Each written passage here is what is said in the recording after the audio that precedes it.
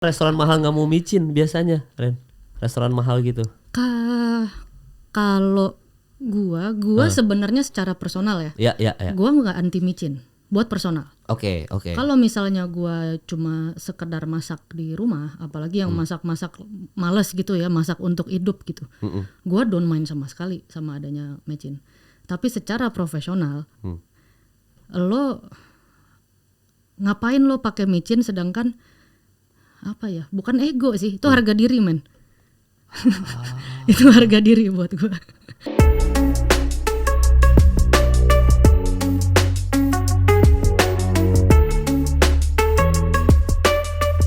Gua kan DM lu lama tuh.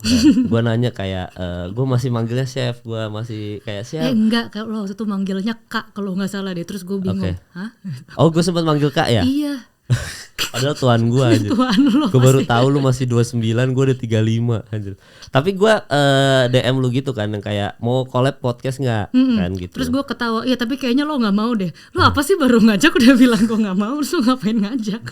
Gua overthinking orangnya gitu. Terus abis itu udah terus kayak gua ngajak, akhirnya udah dibales ya masih banyak kesibukan bablas segala macam, lu mau syuting MasterChef dulu kan. Iya. Terus pas udah mau syuting MasterChef, lama gua sampai lupa mau ngajak lu collab, tiba-tiba lu DM gua balik yang kayak kapan nih mau podcastan, ayo gua udah ready gitu kan. Dia bilang gitu ya kan, misalnya gua bilang sekarang lagi nggak bisa, nanti kalau gua ada waktu gua bilang ya kan. Oke, makanya akhirnya lu jadi pas gua ada waktu ya gua bilang. Oke. Dan gua langsung kayak amazed gitu, kayak ih gila, gua di DM Chef Renata. Padahal kan gua yang DM duluan ya, goblok ya.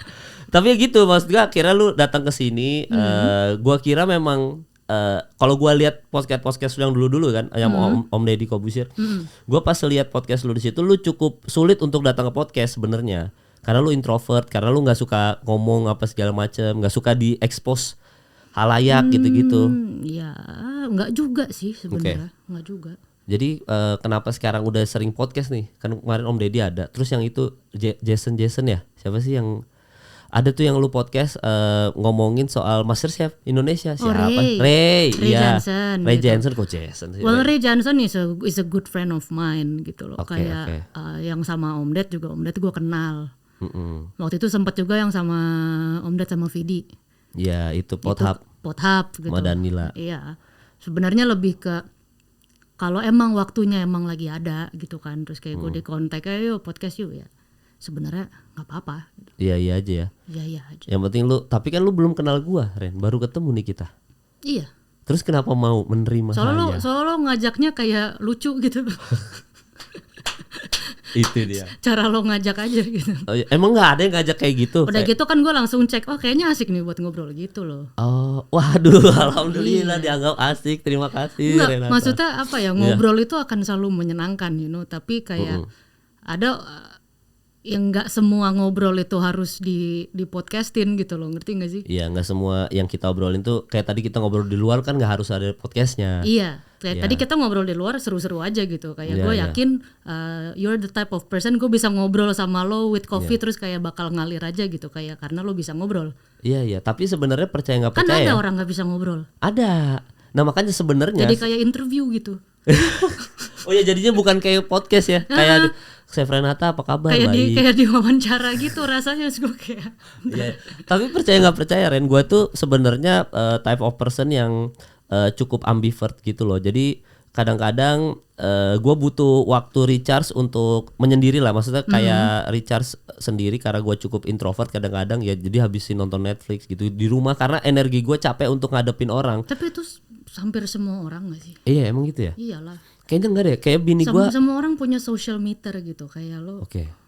Ada waktunya tiba-tiba, gue lagi kangen nih sama temen-temen gitu kan, gue lagi pengen ngobrol, lagi pengen tukar pikiran gitu. Tapi pasti ada waktunya lo lagi, bentar ya gue just leave me alone. Gitu. Iya, jadi sendiri. Nggak, tapi ada orang yang nggak mau kayak gitu. Kayaknya dia butuh keramaian terus, maksudnya keriuhan. Oke, emang lebih extrovert aja. Iya, dia justru stres kalau menyendiri. Stres kalau sendiri. Iya, gue ada teman kayak gitu. Iya, jadi butuh kegaduhan. Makanya kadang-kadang misalkan gue ketemu bintang tamu yang gue belum kenal-kenal banget gitu ya. Itu tuh mereduce energi gue banget untuk kayak gue mau ngobrol sama lo, kenal sama lo, itu cukup. Kadang-kadang gue suka it drains gitu. Your energy ya. Iya, gue dulu jadi gue tuh dulu punya teman dia ini podcast namanya podcast hancur, tapi gue udah cabut dari situ. Podcast hancur. Nah, mereka 3 orang ini menurut gue cukup friendly ke orang baru. Jadi ke tamu. Dia kalau ada tamu datang dia nyambutnya kayak mukanya ajak ngobrol seneng, dibikin happy apa segala macam. Makan minum gitu.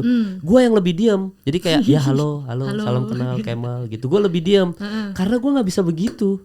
Ren, gue nggak bisa apa ya, kalau ramean gitu, kalau udah ada satu orang yang cukup friendly ya udah dia aja. Jadi gue cukup kayak gue jangan lo malah seneng gitu, yaudah you do it. Tapi begitu on cam kamera nyala, broadcasternya nyala, tuh langsung kayak jadi orang baik. Jadi kayak wah jadi baik. Tapi di luar gue simpan energi untuk ngobrol di dalam. Itu biasanya the skill of a host nggak sih? Kayak seorang MC host gitu emang that's kind of the skill they need, no? Ya banyak yang nggak sadar kalau bisa switch gitu, kayak imagine dia lagi ada bad day gitu, kayak hari ini gue nggak tahu lagi ada masalahnya personal lagi, kayak bad mood, oke, 1, 2, 3 action, iya semuanya, kayak tiba-tiba langsung berubah gitu. It's a skill. Iya skill. Emang kalau chef kalau mood nggak enak ngaruh ke makanan, enggak kan? Enggak ya? Enggak. Lu misalkan lagi bad mood gitu, garam kebanyakan nggak nyadar, nggak pernah gitu ya? Enggak. Oh, jadi chef tuh nggak pernah bad mood terus harus masak gitu, nggak pernah? Ya lo mau bad mood mau good mood kayak kitchennya tetap jalan kali. Iya sih. Everything goes gitu kayak. Iya nggak begitu, bukan yang harus nyenengin orang, enggak sih, soalnya makanan juga nyenengin orang sih, bahasanya gimana? Kalau gua harus face to face sama orang langsung kan? Nggak, ini kan lo ngomongin masak in general atau kayak masak secara profesional gitu. Oke, berarti mungkin, masak profesional. Kalau di secara profesional ya nggak ngaruh mood lo kayak gimana, karena at the end of the day makanan yang keluar tetap harus up to standard no matter what. Nggak ada yang peduli. Tamu nggak peduli kalau lo tadi pagi habis kepleset atau nggak apa. Lo ada yang sakit, nobody cares. So nggak ada yang peduli sama sekali ya. Iya, soalnya gue kira tuh nggak mungkin gitu, lo lagi di restoran, hari ini rasanya beda ya. Iya, chefnya lagi bad mood, apaan lagi? Nggak, soalnya gue pernah lagi ke restoran, Ren. Jadi biasa itu favorit gue. Jadi gue selalu datang, terus di situ gue makan. Suatu hari gue makan ada yang kurang rasanya gitu. Terus akhirnya ada yang ngomong kayak kalau ini sebenarnya beda kasus sih. Chefnya lagi nggak enak badan, sehingga dia harus diganti dengan chef yang lain. Oke, ya kalau itu sebenarnya bisa. Akhirnya rasanya beda. Berarti gue dari situ gue nangkep, oh ini beda masak, beda tangan, beda rasa nih. Walaupun sebenarnya sama-sama menu yang sama. Itu bisa ya, karena kan emang masak masih human touch banget ya. Kadang-kadang even though SOP-nya udah ada atau enggak resepnya sama persis, udah ada timbangannya malah, let's say nih udah ada sampai gramasinya semuanya. Kalau emang ada satu step aja yang dikerjainnya dengan cara yang sedikit beda, ya pasti hasil akhirnya bisa beda. Bisa beda ya. Nah iya, makanya gue kira tuh mungkin sih kan bukan fast food gitu loh. Kalau misalnya kayak fast food kan emang udah jelas tuh, kayak burger gitu misalnya, kayak in a very fast food thing gitu, patty-nya udah pasti akan sama, the bun udah pasti akan sama gitu kan, udah. Iya, udah gitu dong, udah tinggal siapapun yang ngerjain udah pasti sama. Ya masih bisa sih kalau tiba-tiba nge-grilling rotinya ada yang kurang, kayaknya kemarin agak lebih toasty deh gitu, kayak itu masih bisa. Tapi kalau di restoran kan space untuk errornya lebih banyak.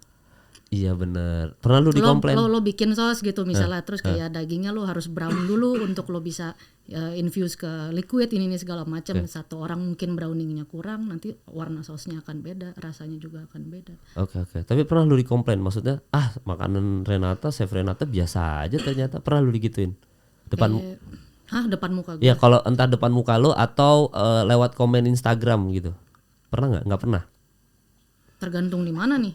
Soalnya kalau misalnya makanan sendiri, kayaknya semua chef or semua cook mereka juga bisa menilai makanan mereka sendiri deh. Oke. Lu udah ngerasain, ini sudah cukup layak untuk dihidangkan. Iya, tapi pasti akan pernah juga misalnya ada dalam sebuah event gitu kan. Kalau event beda sama flow restoran sehari-hari kan, yang emang udah jelas kita ada menunya, flownya seperti ini. Tiba-tiba ada panggilan untuk apa nih, wedding gitu kan.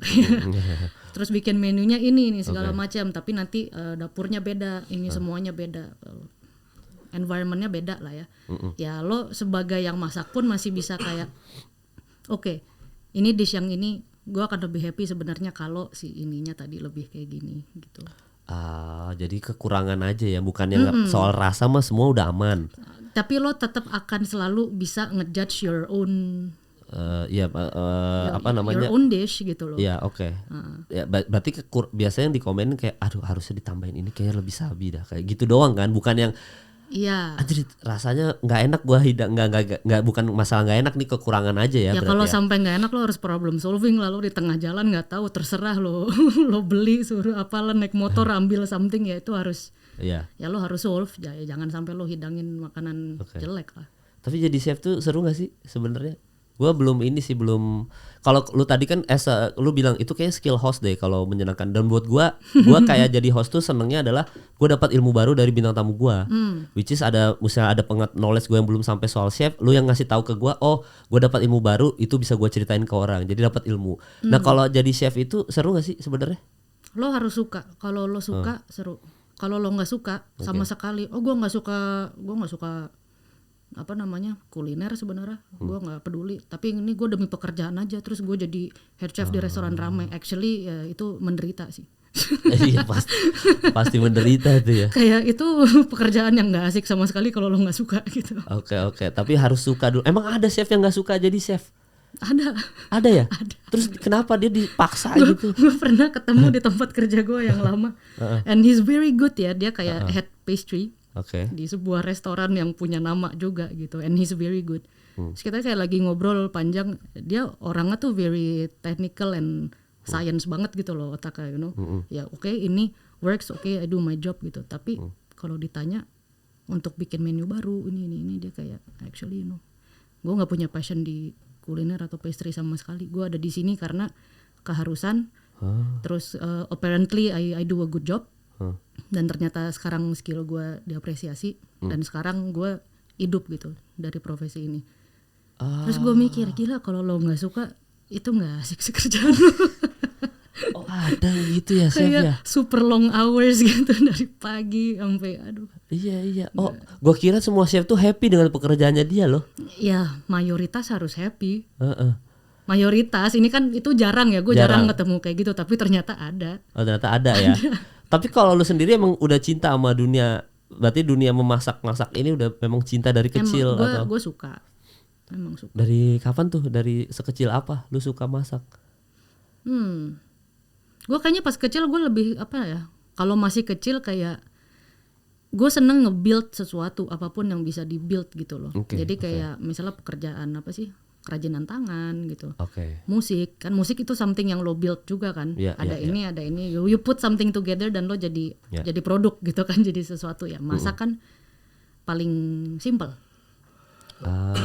Lo nggak perlu beli piano gitu loh, maksudnya kayak. Tapi kan tetap harus beli bawang merah. Kan dapur ada. Iya. Gitu. Beli apel ada. Itu kan harus tetap beli ya. Gitu. Jadi apa namanya, karena dari sama kecil, kan lo juga suka bikin lemari gitu, misalnya lo suka bikin furniture kan tetap ada material gitu kan. At the end of the day lo beli materialnya lo olah satu-satu, terus lo put something together dan lo punya produk gitu kan. Ya, masak gue ngelihatnya kayak gitu. Dan mungkin masak yang paling approachable gitu. Ya karena udah ada kitchen langsung aja masak. Iya, orang gitu. kalau masih kecil kan lebih ngerti ke pasar atau supermarket ya daripada ke toko bangunan. Iya, bener sih, masuk akal lagi. Iya bener. Tapi berarti umur berapa tuh lu pertama kali nyoba masak? Berapa ya? SMA ada lu nyoba masak? SMP? SD, SMP gitu gue suka nyobain baking gitu, kayak bikin kue. Lu SD SMP di mana ya, Ren? Bali apa di Jakarta? Oh di Jakarta. SD SMP gue di Parung. Bus, tempat istri saya bos. Oh, ya? Istri saya orang Parung bos. Oh di Parung SD SMP. Iya. Jadi SD SMP sekolah di Parung. Iya. Oh gitu. Wah seru tuh sekolahnya. Seneng banget gue waktu sekolah. Oke. SMA-nya baru di Jakarta. SMA baru di Jakarta. Di SMA? Di Gonzaga. Oh Gonzaga. Oh gitu. Oh jadi kenapa tuh dari Parung pindah ke Jakarta? Ya karena capek juga Jakarta Parung tiap hari. Oh gitu. Tapi kan berarti kan rumah lu di Parung kan tadinya kan? Enggak, rumah gue di Jakarta. Terus kenapa di sekolah di Parung SD SMP-nya? Karena sekolahnya bagus dan menyenangkan, dan itu anak-anak dan banyak banget murid-murid di situ tuh dari Jakarta. Jadi sampai udah ada carpool gitu loh. Jadi anak-anak yang di Jakarta bagian mana udah ada antar jemputnya tuh rame-rame tiap hari ke sana gitu. SD SMP apa tuh kalau gue boleh tahu ya? Madania. Oh gitu. Zaman dulu. Zaman dulu ya? Di Telaga Kahuripan. Alasannya itu dan itu apa namanya tipe sekolahnya tuh, kalau dulu ya gue nggak tahu sekarang kan mungkin kayak setiap sekolah berubah gitu kan. Kalau zaman dulu mereka tipenya yang long hours. Jadi emang sekolahnya lama, kayak pagi plus sama ekskul tuh lo sore baru selesai, terus lo udah nggak ada PR lagi. Jadi kayak mereka lebih ke semua yang berhubungan sama sekolah dikerjain di sini, sampai rumah ya lo istirahat gitu. Iya, tapi kan masalahnya Parung Jakarta dulu belum ada tol yang baru kan. Jadi, iya lama. Iya, itu kan panjang banget pasti perjalanannya tuh. Oh iya, tiap hari 4.30 gue bangun. Pulangnya juga abis di jalan doang itu mah. Habis di jalan. Tapi satu sisi gue selama gue sekolah di situ, buat gue itu kayak training yang bagus gitu loh, kayak disiplin. Karena lo masih kecil, lo nggak sadar kalau lo udah terbiasa sama lo harus bangun pagi, terus lo perjalanan jauh untuk pergi ke satu tujuan, terus lo spend the day, terus lo pulang capek, lo harus atur waktu untuk istirahat segala macam. Karena nanti pas gue kerja gue ngerasain itu lagi gitu, dan gue nggak terlalu shock. Ya cuma kan masalahnya waktu itu lu masih kecil kan, jadi kayaknya manajemen waktu nggak begitu nyadar gimana. Ya nggak perlu di manage sih, ya gue pulang tepar aja capek. Ya langsung istirahat, langsung tidur gitu kan. Waktu sama keluarga gitu kan, tapi udah nggak ada kayak PR gini. Tapi lebih ke the discipline of lo bangun pagi, harus jalan yang panjang gitu, karena itu hal-hal yang gue ngerasain sendiri pas gue udah pertama kali kerja kan. Waktu itu gue masih di luar ya. Kalau gue kerjanya di tengah kota, tapi gue nggak bisa afford rumah atau kayak bukan rumah, misalnya tempat tinggal yang di kota situ juga, gue harus tinggal jauh, gue harus tiap hari naik kereta, naik bus, ujung-ujungnya sama, gue harus tetap bangun jam 4.30 untuk siap-siap biar gue bisa jalan jam 5, biar gue bisa stop di kereta ini segala macam. Mungkin kalau gue nggak pernah ngalamin itu pas kecil, shocknya beda gitu loh. Iya, tapi kalau Gonzaga nggak butuh 4.30 bangun kan lo? Ya udah lebih siang, maksudnya kayak mungkin jam 5.30 nih sekarang. Enggak. Iya, tapi lu kuliah? Bukan kuliah ya sebenarnya. Gue emang ngambil kayak culinary school. Culinary school itu nggak bisa disamain sama university. Itu bener-bener kayak kelas gitu loh. Oke. Di kayak luar itu? Di luar. Jadi kayak lo ngambil kelas basic cooking gitu kan, ini segala macam, tapi itu nggak bisa disamain apakah itu diploma atau kayak D1, S1, sebenarnya nggak ada. Berapa tahun itu culinary school gitu? Gue cuma 8 bulan. Oke. Berarti jatuhnya kayak ya tetap school tapi kayak kursus ya? Jatuhnya ya, 8 bulan udah jadi aja? Sebenarnya seharusnya biasanya tuh misalnya mau ngambil, kalau di tempat gue dulu ya, lo bisa ngambil cuisine atau pastry gitu, misalnya masing-masing 1 tahun. Gua ambil yang intensive course. Intensif itu jadi instead of ada dalam seminggu kelasnya ada 3-4 kali, di hari ini jam ini, kita beneran tiap hari Senin sampai Sabtu pagi sampai malam gitu. Gue dulu 9 to 9 kalau nggak salah, jam 9 pagi sampai 9 malam tiap hari. Gila, 9 to 9. Oke lah 9 to 9 salah. Iya, buat gue nggak oke. Gue kan kalau kalau buat lu yang udah biasa 9 to 9 oke. Gue aja 9 to 5 aja dengernya puyeng, makanya gue nggak kerja kantoran. Nah, gue sengaja pilih intensive course karena gue tahu kalau gue ngambil yang 2 tahun, gue nggak akan bisa dapetin kerja yang oke juga untuk support gue selama gue tinggal di situ untuk belajar kan. Dengan 8 bulan artinya gue cuma perlu bayar sewa 8 bulan instead of 2 tahun ya kan. Iya, make sense. Menghemat. Dan gue bisa makan di sana gitu. Sebenarnya kayak gue pulang gue udah nggak perlu beli makan. Iya, udah dapat makan enak banget lagi kayaknya. Makan hasil praktek aja gitu, tiap hari gue praktek itu makanan gue gitu kan. Iya. Kalau misalnya gue ngambil yang setahun gitu, gue harus bayar sewa untuk, maksudnya gue harus support biaya hidup gue sendiri tanpa ada pendapatan yang oke, karena gue masih sambil kuliah gitu kan, sambil sekolah. Ya it's gonna be different. Iya bener. Masalahnya lu pernah kepikiran selain jadi chef nggak ketika lulus SMA itu? Pengen jadi apa gitu? Gue nggak kayak rencana gue nanti mau jadi chef gitu, sebenarnya enggak sih. Oh, ngalir aja. Bukan ngalir aja, gue suka sama F&B itu udah jelas gitu, kayak oke, gue punya ketertarikan khusus nih sama kuliner gitu, sama makanan. Bukan cuma masakannya aja actually, tapi gue senang banget pelajarin bahan-bahan, even the science behind it, you know, kayak kenapa ini sama ini reaksinya begini gitu tuh gue seneng ngulik kayak gituan. Oke. Ya gue mikirnya Kalau gue ngambil di kuliner sebenarnya nggak harus jadi chef aja, tapi pekerjaan yang berhubungan sama pangan kan banyak gitu. Maksudnya apapun yang berhubungan sama pangan, apapun itu ya? Iya kan banyak. Pekerjaannya tuh sebenarnya luas gitu. Gue dulu mikir ya mungkin gue bisa kerja di dapur, atau mungkin gue bisa punya restoran, mungkin gue punya food business, atau even mungkin gue bisa kayak jadi tim R&D di kayak brand-brand yang brand makanan yang massal gitu. Itu kan R&D-nya seru kan sebenarnya, kayak gue ngeliatnya karena gue suka ngulik gituan gitu. Gue punya produk makanan ini, gimana caranya biar dia stabil di temperatur ruang, punya shelf life segini lama, bisa didistribusi ke sini, terus ini kayak gini. Itu kan bread, lo harus research sama development lagi tuh. Gue sempet kepikiran, itu menyenangkan sih actually ngulik-ngulik kayak gituan gitu. Iya. Soalnya kalau gue biasanya tuh istri gue yang jago masak tuh dia. Makanya gue setiap misalkan gue lagi mau naruh apa di kulkas, jangan di situ, kulkas nggak bisa. Pokoknya banyak aturan gitu kayak buset ini cuma mau naruh Pak bawang ini kenapa nggak boleh? Ini mau naruh sarden nggak boleh. Jadi kayak banyak rulesnya gitu ternyata ya. Yes. Iya. Dan itu seru buat lu untuk ngulik-ngulik. Itu seru buat gue. Berarti lu sekarang kalau makan di restoran manapun lu udah tahu ini garamnya kebanyakan. Oh ini udah ngerti tuh. Maksudnya lu kan udah terbiasa ngulik-ngulik itu kan. Sehingga kalau lu diajak makan di restoran manapun itu, lu udah yang kayak wah ini kayaknya kalau ditambahin lada dikit enak nih. Udah gitu berarti. Udah bisa ngulik segitunya. Kayaknya semua orang gitu deh, orang. Enggak, gue makan aja. Kalau gue mau makan aja Ren. Ya masa lu lagi makan soto keluar terus sotonya hambar, masa lu nggak bisa bilang agak hambar ya? Itu kan semua orang punya palate. Enggak, tapi biasanya tuh punya kalau lidah. Iya bener. Tapi maksudnya kalau biasanya tuh ada yang kayak kayak kemarin gue makan Padang tuh, gue makan aja karena seneng kan, gitu. Tapi istri gue kayak ini kurang, apa dia bilang kemarin tuh rendangnya kurang, yang ini rendang restoran sana lebih enak. Jadi dia kayak kalau itu kan selera. Iya sebenarnya sih bukan itu dia nggak ngulik ingredientsnya gimana ya. Itu mungkin bukan nggak enak gitu, tapi kan orang punya preference gitu. Ya jadi udah punya apa, ibaratnya udah pernah makan enak di sini, terus makan di restoran lain enakan itu, jadi udah punya komparasinya ya. Apalagi di Indonesia itu kan kayak udah debat gitu, ini di sini paling enak tuh yang di warung ini, enggak buat gue paling enak yang di warung ini. Kayak ya kalau lo suka yang itu ya makan situ aja sih, ngapain debat gitu. Iya pasti orang ada aja yang begitu kan. Netizen mah aneh-aneh, ada aja debat masalah begitu aja ada. Cuma kalau lu pribadi safe food lu apa? Jadi kalau lu lapar banget, ini safe food gue nih. Nggak ada, gue kalau emang lagi lapar banget makannya apa aja. Kayak gue tuh buat makan kayak kebagi jadi dua gitu. Oke. Makan karena keperluan buat hidup, in which gue sama sekali bukan yang milih-milih sebenarnya.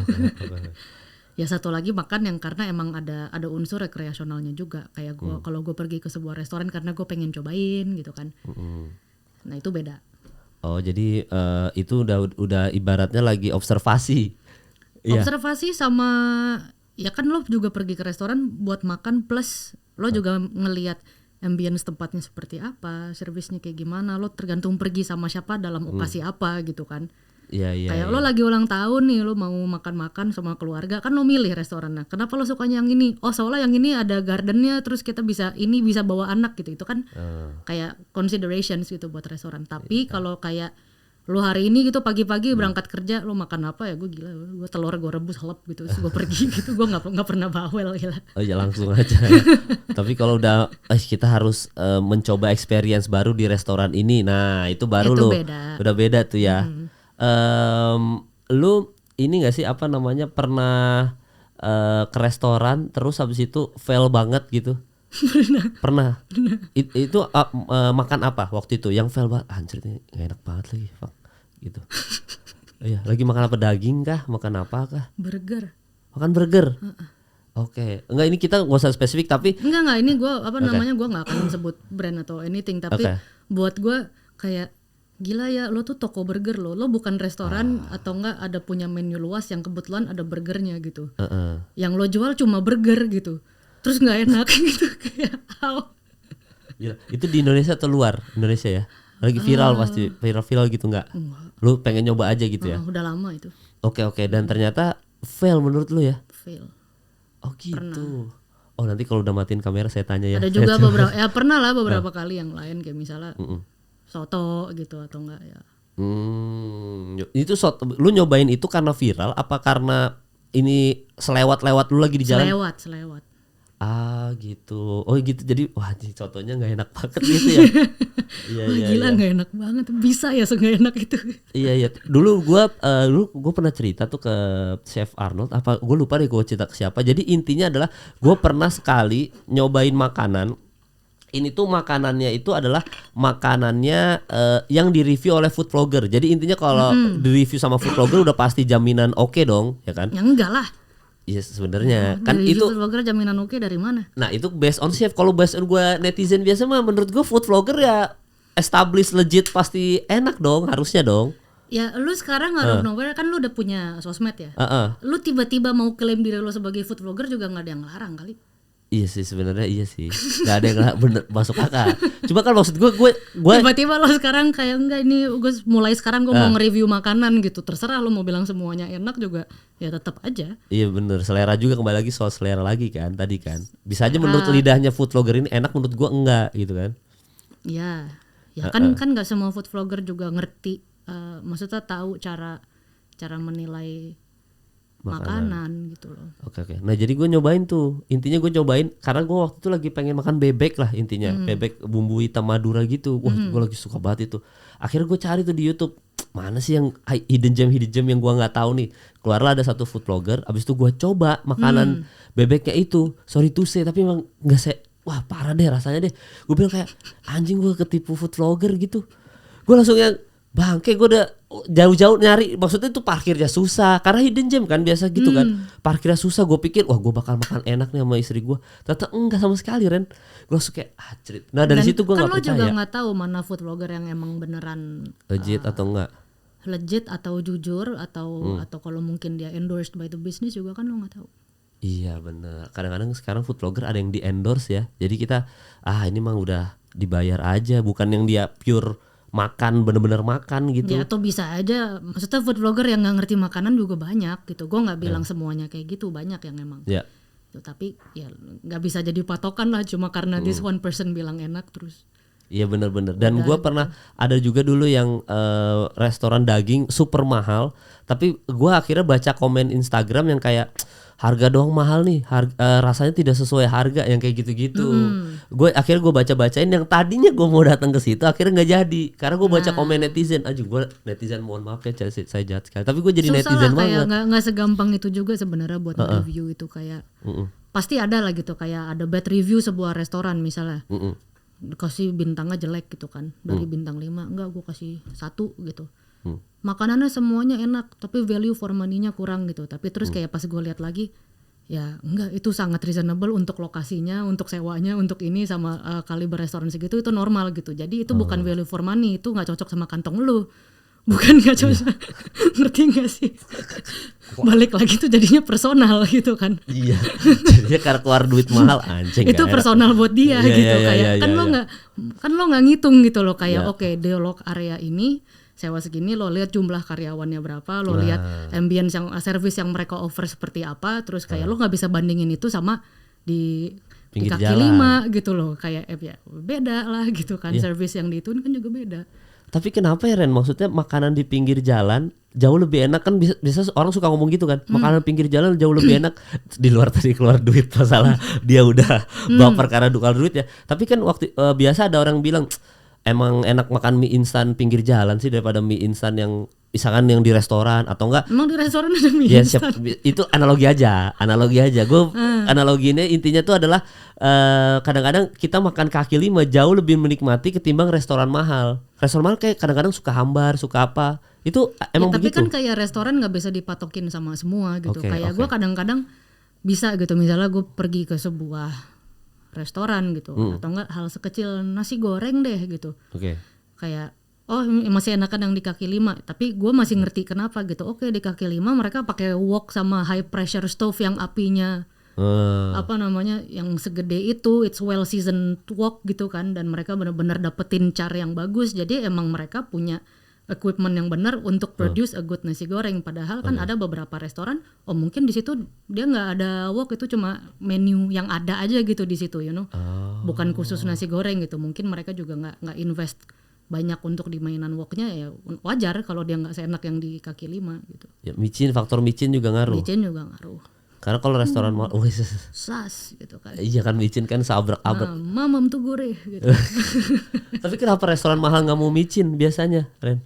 Restoran mahal gitu. Kalau gua sebenarnya secara personal ya. Ya. Gua nggak anti micin buat personal. Oke.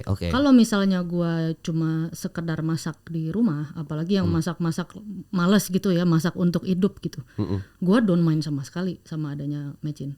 Tapi secara profesional, lo ngapain lo pakai micin sedangkan apa ya? Bukan ego sih, itu harga diri men. Itu harga diri buat gue. Gitu. Karena micin itu gurih, ya kan? Gurih itu flavor kan, ada manis, ada asin, ada pahit, ada asam, ada gurih.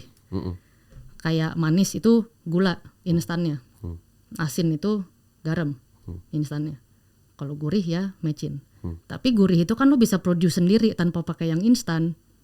That is the art of cooking gitu loh. Ketika lo ada banyak bahan-bahan natural yang emang udah mengandung glutamat gitu loh. Dia emang naturally gurih. Kayak lo masak pakai ikan asin deh gitu. Gurih kan. Udah gak perlu micin lagi kan. Karena ikan asin itu emang gurih. Udah ada glutamat alaminya. Lo masak pakai tauco gitu. Kayak tauco itu udah gurih. Tauco lo kasih micin pusing lo. Gurih banget gitu. Itu kan contoh kalau di Indonesia. Tapi kan sebenarnya dari proses of cooking aja tuh gurih lo bisa produce sendiri. Jadi kayak kalau lo bisa produce sendiri, kenapa lo pakai yang instan? Oh, jadi lebih ke gengsi chef ya pakai micin itu ya? Bukan gengsi, kayak bukan gengsi sih. Jatuhnya apa kayak ini mah skill gue nggak kelihatan kalau pakai micin. Karena lo datang ke restoran yang itu you pay for that. Ngerti gue, harga mahal sesuai dengan nggak harus ya kan kalau harga 10.000 pakai micin ya udah gitu kan. Iya. Karena instan kan langsung serat enak. Yes. Kalau di restoran mahal kan dia ngolahnya kayak dulu. Hal sekecil gini nih, lo mau bikin sayur sop gitu. Sayur sop lo cuma taruh ceker ayam 2 biji nih buat satu itu. Ya lo kasih kaldu ayam instan yang micinnya banyak ya enak, gurih-gurih aja gitu. Tapi ketika lo pergi ke restoran, ya enggak lah gitu. Lo harus pakai tulang ayam yang benar, ada bagian sayap ayam yang lo harus infuse ke air itu dengan baik. Lo bikin kaldu yang bagus gitu kan. Lo kasih bawang-bawangan, lo kasih aromatik, bahannya udah pasti lebih. Dan itu lo harus menciptakan gurih sendiri gitu. Bukan gurih instan. Iya, dan itu butuh waktu untuk mengolah, itu butuh pikiran. Butuh waktu ini. Dan ini yang lo bayar, lo masih nyari micin gitu. Tapi gue nggak against itu gitu, kayak apa namanya, gue nggak masalah sebenarnya. Kan ada orang yang anti banget gitu, pakai micin nggak mau makan. Enggak, I eat micin man gitu, kayak gue makan. Iya. Gila. Gue sampai kadang-kadang micin sama. Tapi nggak asik aja instan gitu loh jadinya. Kayak lo mau bikin stok yang bagus gitu kan, lo mau bikin base yang bagus, lo harus naruh komponen bahan apa aja supaya rasanya jadi balance segala macem. Ya kalau lo langsung cepret taruh micin aja kan udah tiba-tiba gurih gitu. Iya benar. Terus kerjaannya kemana gitu? Iya jadi tersinggung sih yang masak sih, jujur aja sih kadang-kadang kalau misalkan ini kayak gue pernah bawa jadi kan gue kalau ke luar negeri misalkan itu kan udah pasti rasanya udah beda sama lidah kita Indonesia kan. Micin gue bawa Ren. Gue bawa micin sumpah. Gue pokoknya micin gue bawa, saus sendiri gue bawa gitu. Nah kalau buat di rumah nggak apa-apa. Iya tapi kalau di luar negeri kan kadang-kadang tuh ada orang yang negur kalau misalkan chefnya itu apa, dia bilang oh ini seasoning apa gitu-gitu. Dia suka tersinggung, ngapain lu pakai? Kan gue udah capek-capek bikin, kenapa lu pakai seasoning lagi? Maksudnya pakai micin gitu. Kayak gitu-gitu. Cuma kan lidah orang Indonesia tuh udah dimanjain. Iya dimanjain gitu. Ya paling satu hal yang gue nggak terlalu suka sama budaya apa-apa di micin itu cuma itu, karena itu ngaruh ke ngebatasin apa ya skill sama kreativitas orang untuk masak gitu. Oke.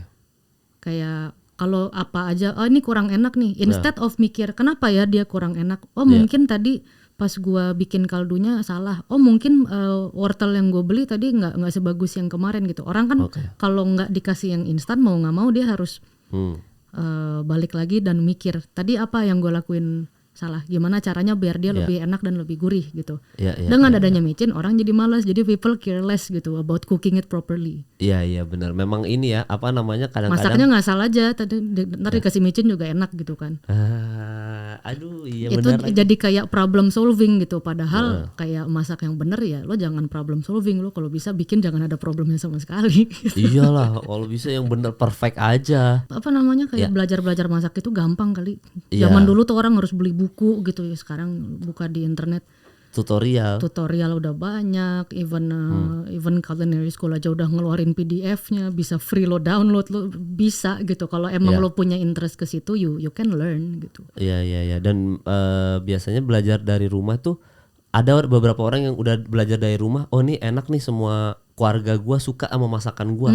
Akhirnya memberanikan diri untuk gua buka restoran. Ada kan beberapa yang kayak gitu kan. Oh, ada lu punya teman yang kayak gitu, dia udah masak rumahan enak, akhirnya gue beranikan diri untuk jadi chef yang bener gitu. Ada deh, tapi lebih ke keluarga itu biasanya apa namanya, lebih ke yang PO gitu. Lu pernah ini nggak? Apa namanya? Ibaratnya udah ada satu restoran yang satu, lu akhirnya suka sama ini dong, lu nggak akan kemana-mana lagi gitu. Pernah begitu? Lu udah jadi kayak reguler gitu ya? Iya, reguler gitu ada. Ada lah. Maksudnya nggak di Indonesia atau di luar kayak selama gue itu, tapi itu kan cocok-cocokan ya. Oke. Kayak lo bisa aja suka sama satu tempat karena vibe-nya gitu. Dan kadang-kadang kalau untuk yang sehari-hari kan ada restoran lo pergi tuh buat experience gitu kan. Kayak lo ngeliat restoran-restoran yang lebih fine gitu ya, lo datang ke situ set menu gitu kan. Terus itu gue suka, dan itu it's an experience to go. Karena sebagai gue yang masak juga, of course lo bisa ngerasa inspired gitu kan, kayak lo bisa belajar juga dari situ. Tapi itu bukan makanan yang lo pergi buat makan malam tiap hari juga kali. Orang nggak mau kali tiap hari makan set menu 7 course, nggak ada yang mau gitu. Maksudnya tiap hari gitu ya. Iya. Set tuh PR. Iya, oke. Maksudnya kalau yang sering gitu yang lo kunjungin, pasti yang lo pilih, gue suka tempat ini karena macam-macam gitu orang yang dicari. Gue suka soalnya si kursinya tuh ada yang di sini enak. Terus kalau misalnya gue pergi sama teman-teman, makanan sama minumannya semuanya enak gitu dan aman. Musiknya enak, can be anything. Servisnya bagus di situ, gue suka gitu. Kalau lu prioritasin apa? Biasanya kalau yang regular itu, vibes-nya berarti bukan masakannya enak. Harus enak juga lah. Oke. Kan lu pergi buat makan. Oke, berarti apa yang lu prioritasin tuh awal untuk datang ke sebuah restoran dan akhirnya jadi regular itu apa? Makanan, berarti makanan ya? Lihat makanannya dulu enak, vibes malah nyusul gitu. Vibe-nya nyusul. Ya. Kecuali kalau emang vibe-nya beneran gak enak, baru itu kan bisa jadi makanannya enak tapi tempatnya gak enak. Itu kan bisa men-stop lo untuk pergi. Iya bener, iya kan? Kadang-kadang gitu. Biarpun enak gitu, nggak ada, gue delivery aja makan di rumah, tempatnya nggak enak gitu.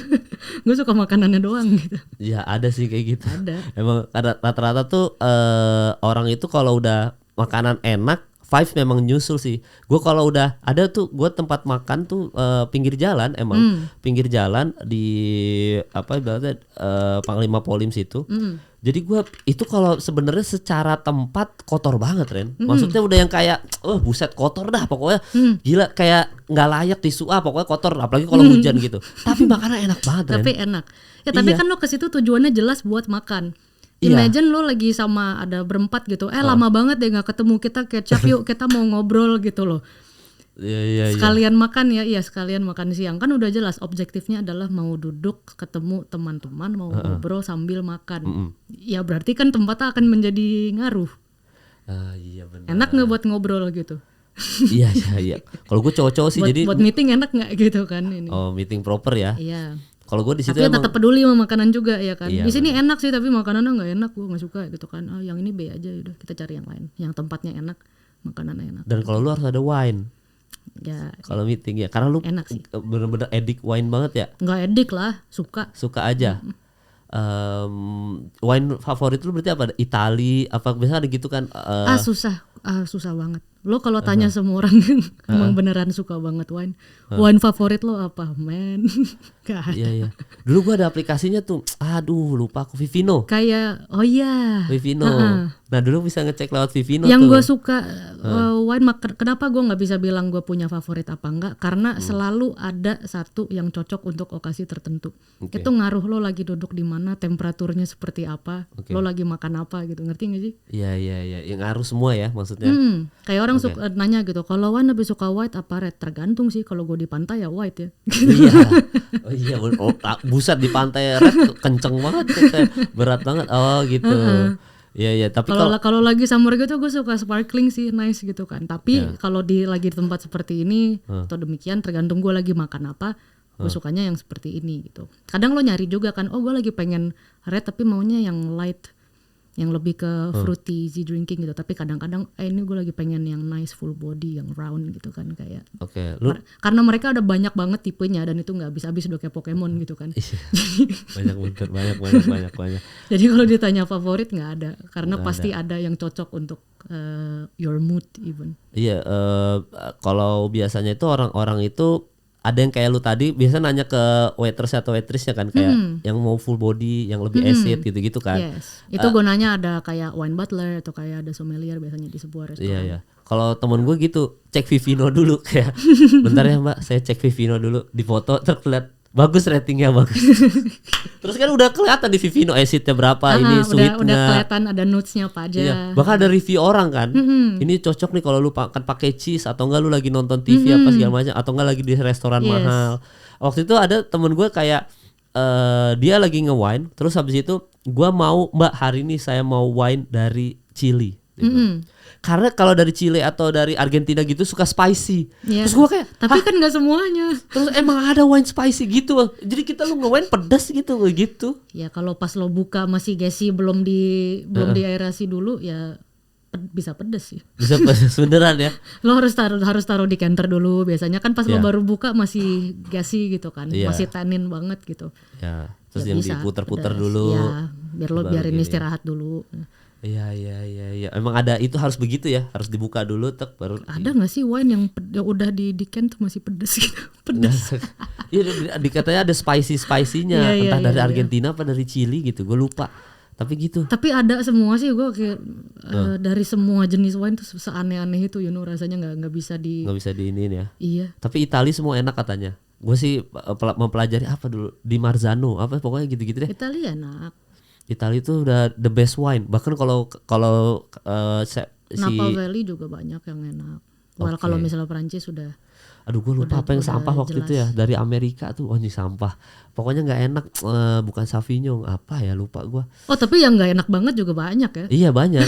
Gue lupa waktu itu ada dari pas Amerika. Pas lo minum kayak apa itu balance, tidak ada di dunia ini. Iya, gue lupa tuh namanya apa, tapi dia dari Amerika tuh. Jadi temen gue tuh kalau misalkan ini nge-wine itu dia selalu bilang, lu jangan pesan yang Amerika ini, namanya ini. Kali itu wah itu udah pasti fail. Lu mau kayak gimana pun itu fail. Lu lihat aja ratingnya, kalau nggak 2,7, 2, tapi ada di restoran mahal gitu, digituin gue. Oh gitu ya. Iya. Gue pernah sih nemu wine yang nggak enak itu. Padahal gue lagi di luar gitu.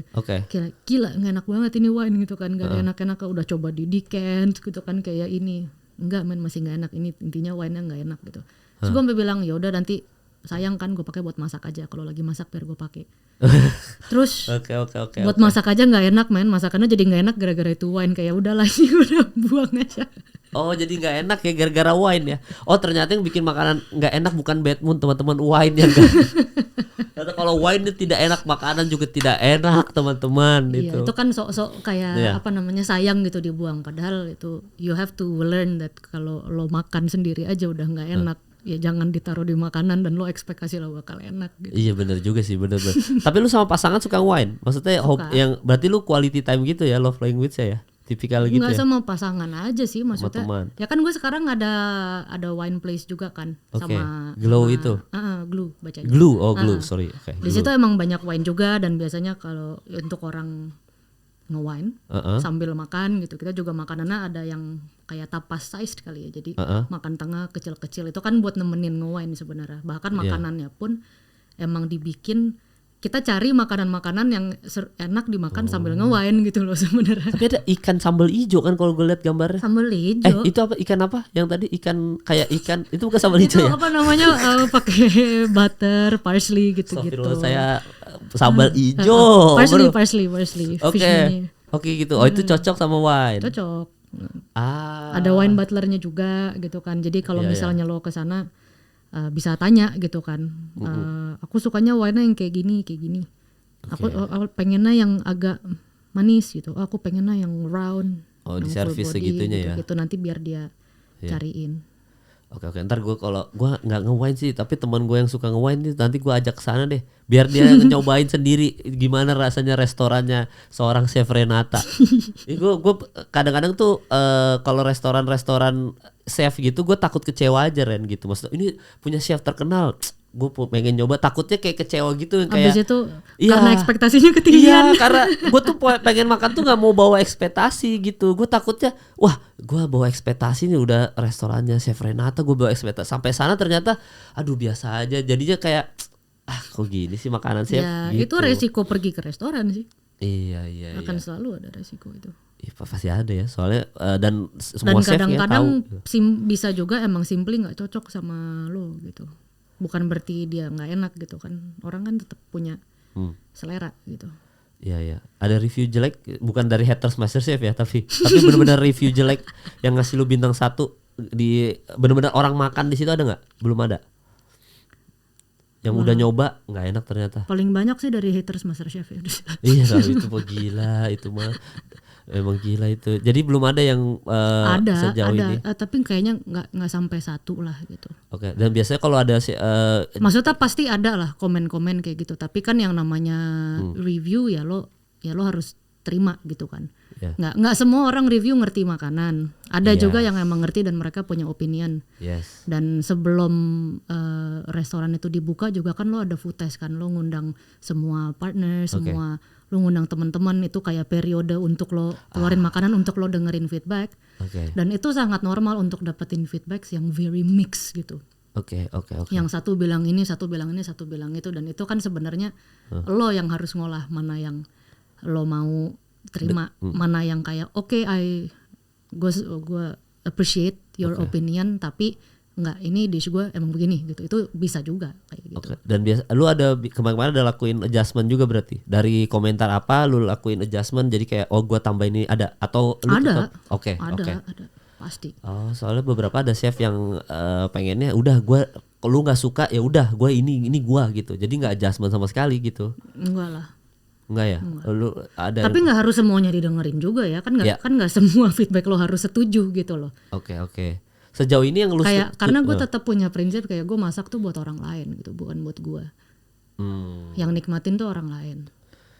Tapi satu sisi gue juga masih punya prinsip sendiri kayak enggak, ini emang gue nggak mau sampai ngubah style hidangan ini cuma karena orang-orang itu nggak, ada beberapa orang gitu kan yang nggak suka gitu. Pada kenyataannya masih banyak yang suka gitu. Jadi gue nggak harus dengerin semuanya. Gitu. Paling yang nggak suka 3, yang suka 7 ya dengerin yang 7 lah. Kalau dengerin yang 3 gitu. Ya kadang-kadang kita kepikiran sama yang 3 ini nih. Kok ada yang nggak happy sama masakan gue ya? Ada juga yang suka 3, yang nggak suka 7 gitu misalnya. Ya gue take out aja dishnya karena gue nggak mau ubah gitu. Karena nggak ini hidangan ini gue cuma mau hidangin kalau kayak gini gitu. Kalau emang nggak cocok sama lidah kebanyakan orang di sini ya udah nggak usah. Nggak ada dirubah-rubah rasa. Udah take out aja take out. Lu paling ahli masak apa, Ren? Sejauh ini keahlian gue tuh adalah masak ini nih. Nggak ada. Semua bisa all around gitu. Lu bisa masak semua. Kayaknya nggak gue doang deh. Nggak tahu, lo udah pernah podcast sama Chef Arnold, Chef Juna. Lo tanya pertanyaan yang sama nggak? Seingat gue Chef Arnold gue nanya. Terus dia ada jawabannya nggak? Karena gue seingat gue Chef Arnold cuma jawab gue jago masakan rumahan sebenarnya kalau nggak salah, inget ya gue ya, karena kan dia family friendly banget Chef Arnold kan. Masakan rumahan, sayur-sayuran, kangkung, sayur bayam, ahli. Dia ngomong gitu kalau nggak salah, inget gue ya. Intinya dia masakan rumahan yang gue tangkap. Lu nggak ada sama sekali ya? Well, gue enjoy banget bikin masakan tuh yang comforting sebenarnya. I enjoy cooking comfort food gitu. Maksudnya kan kalau ketika orang nanya lo spesialnya masak apa gitu kan, nggak ada gitu jawaban satu kayak gue spesialis ayam gitu kayak enggak. Biasa siapa tuh ada gitu kan. Oh berarti kita harus cobain ayamnya Chef Renata gitu karena lu bilang lu spesialis ayam kan. Oh nggak ada ya, tapi Nggak bisa ada, semua nggak ada. ya. Oke. Biasanya kan lo lihat bahannya dulu gitu. Kayak kalau gue bikin masakan gue selalu mulai dari bahannya dulu. Apalagi kayak kita sekarang di sini kan di Indonesia kita punya produce tertentu gitu kan. Ya buat gue masakan itu akan selalu ngikutin bahan, bukan bahan ngikutin masakan. Setuju. Masakan di Indonesia sedemikian karena bahan yang ada di sini ini gitu kan. Tapi tambah lagi ada kultur gitu-gitu. Ya makanan di luar sedemikian karena itu bahan yang mereka punya gitu. Oke. Jadi ya kalau di sini emang gue enjoy explore bahan-bahan lokal. Gue seneng gitu, karena seru. Kadang-kadang kan gue ngeliat ini ada this produce gitu ya. Ini enak, ini keren sebenarnya bahannya. Ada note-nya kayak gini. Tapi kok di kuliner Indonesia dipakainya cuma buat dish 1, 2, 3 ini doang yang nggak ada lagi gitu. Kenapa nggak dipakai buat yang lain? Contoh gitu. Itu gue seneng nguliknya. Iya dan itu apalagi kalau begitu makanan itu udah jadi dengan experience lu itu dengan eksperimen lu juga orang suka makin endorfin makin makin seneng lah. Makin Ya orang seneng masakan karena seneng kalau orang suka gitu. Dan itu yang bikin lo bertahan jadi chef sampai sekarang itu adalah ekspresi orang ketika makan masakan lo ya. Yes. Dan bukan gue doang, semua anak-anak di kitchen mereka happy kalau ada feedback bagus dari tamu. Iya. Jadi chef tuh menjanjikan gak sih buat kita di Indonesia? In general? Iya, in general. Well, demand-nya akan selalu ada. Segitu banyaknya. Iya, segitu banyaknya rakyat ya. Segitu banyaknya restoran di sini, segitu banyaknya F&B di sini. Iya, dan selalu makan tuh udah kebutuhan pokok ya. Semua orang lagi nyari chef gitu. Iya, pasti semua chef. Jadi dibutuhkan gitu. Cuma akan selalu dibutuhkan profesi itu. Nah, kalau lu bisa masuk ke Master Chef itu gimana ceritanya? Ren, ditawarin. Oke, berarti dia gimana maksudnya timnya datang karena lu pernah masak atau juga jadi chef di restoran mana gitu?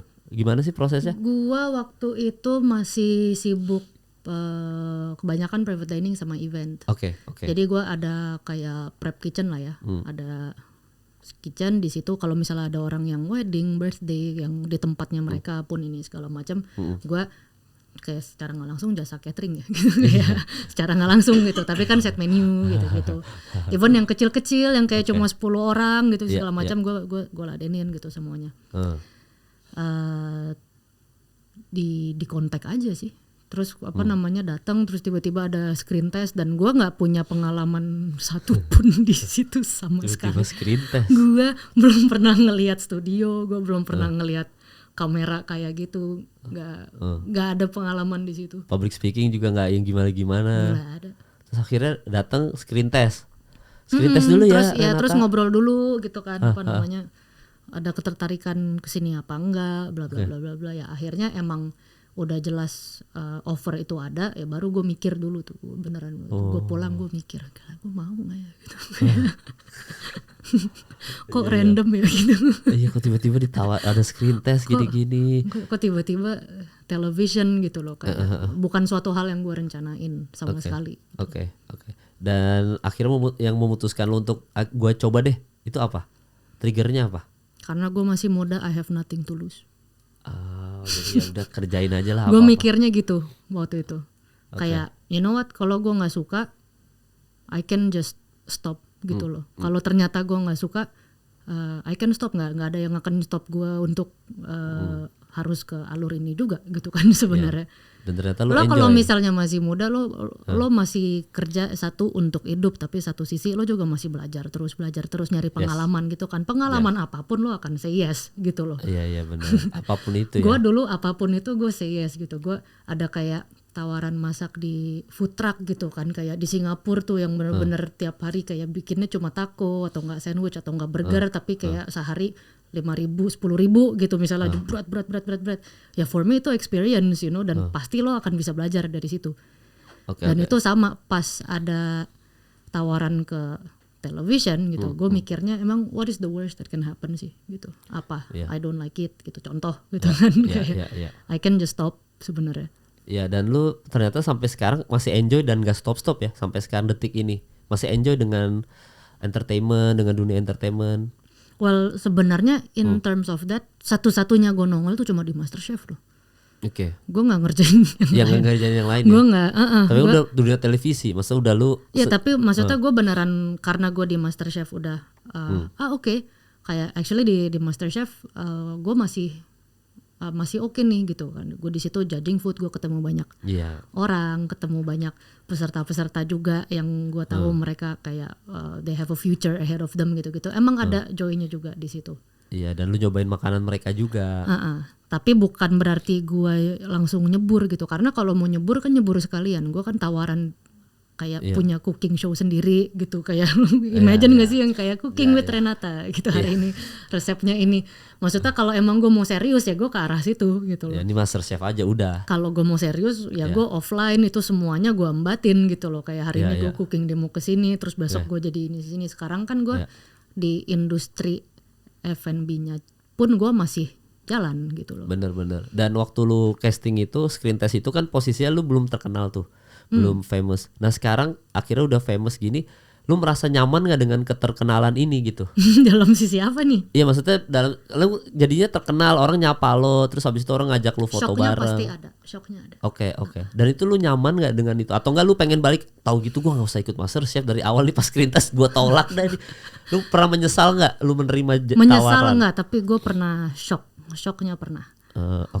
Apa namanya, satu sisi gue sempat kayak ini kenapa sih, maksudnya kayak gue kenapa tiba-tiba gue masuk ke satu ruangan tuh kayak orang harus stare at me gitu. Gue masih yang kayak nggak sopan tahu staring gitu kan, yang kayak gitu.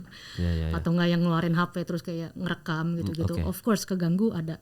Satu sisi ada kepikiran kayak misalnya ada yang foto-foto gitu. Ya masih ada pikiran, well kalau lo bisa nyenengin orang cuma dengan ngeluangin waktu lo untuk foto, kenapa enggak sih? Lo bisa bikin orang lain seneng gitu. Lo nggak tahu kan kalau actually you're making someone else's day. Hari orang itu tiba-tiba menjadi kayak hore, coba karena gue ngeluangin waktu sedikit untuk foto sama orang itu, buat gue itu blessing gitu loh. Oh berkah juga ya. Gue bisa nyenengin orang, gue nggak kasih duit gitu, gue nggak ngapa-ngapain. Benar. Cuma kayak foto aja, tapi ya pasti shocknya ada. Kalau udah pergi ke tempat-tempat public spaces gitu, untuk tahu kalau oh tiba-tiba udah nggak kayak dulu nih gitu. Gue udah nggak bisa kayak gue mau traveling aja sama teman-teman gue. Gue hari ini mau explore Jogja gitu. Gue mau ke Jogja aja, gue pengen ke Malioboro nih, jalan-jalan ke pasar gitu ya. Udah nggak sama lagi gitu. Atau nggak usah jauh-jauh deh, harus traveling jauh-jauh ke pasar. Gue suka banget ke pasar tradisional, suka banget dari dulu tuh hiburan. Gue ada temen gue, kita dulu kalau lagi traveling tuh pasti yang diincar, kita lihat yuk pasarnya kan. Tiap daerah kan beda-beda kan bahannya. One day gue ke pasar and gue realize udah nggak bisa lagi gitu. Dan itu gue ada mental shocknya gitu. Kayak ini apakah akan kayak gini terus? Apakah ini artinya gue udah nggak akan bisa jalan-jalan ke pasar basah terus belanja ikan, sapa, halo om itu ini ikan apa, gini-gini kayak dulu gitu. Karena sekarang kan udah nggak sama. Pergi ke pasar basah ya gue cuma jadi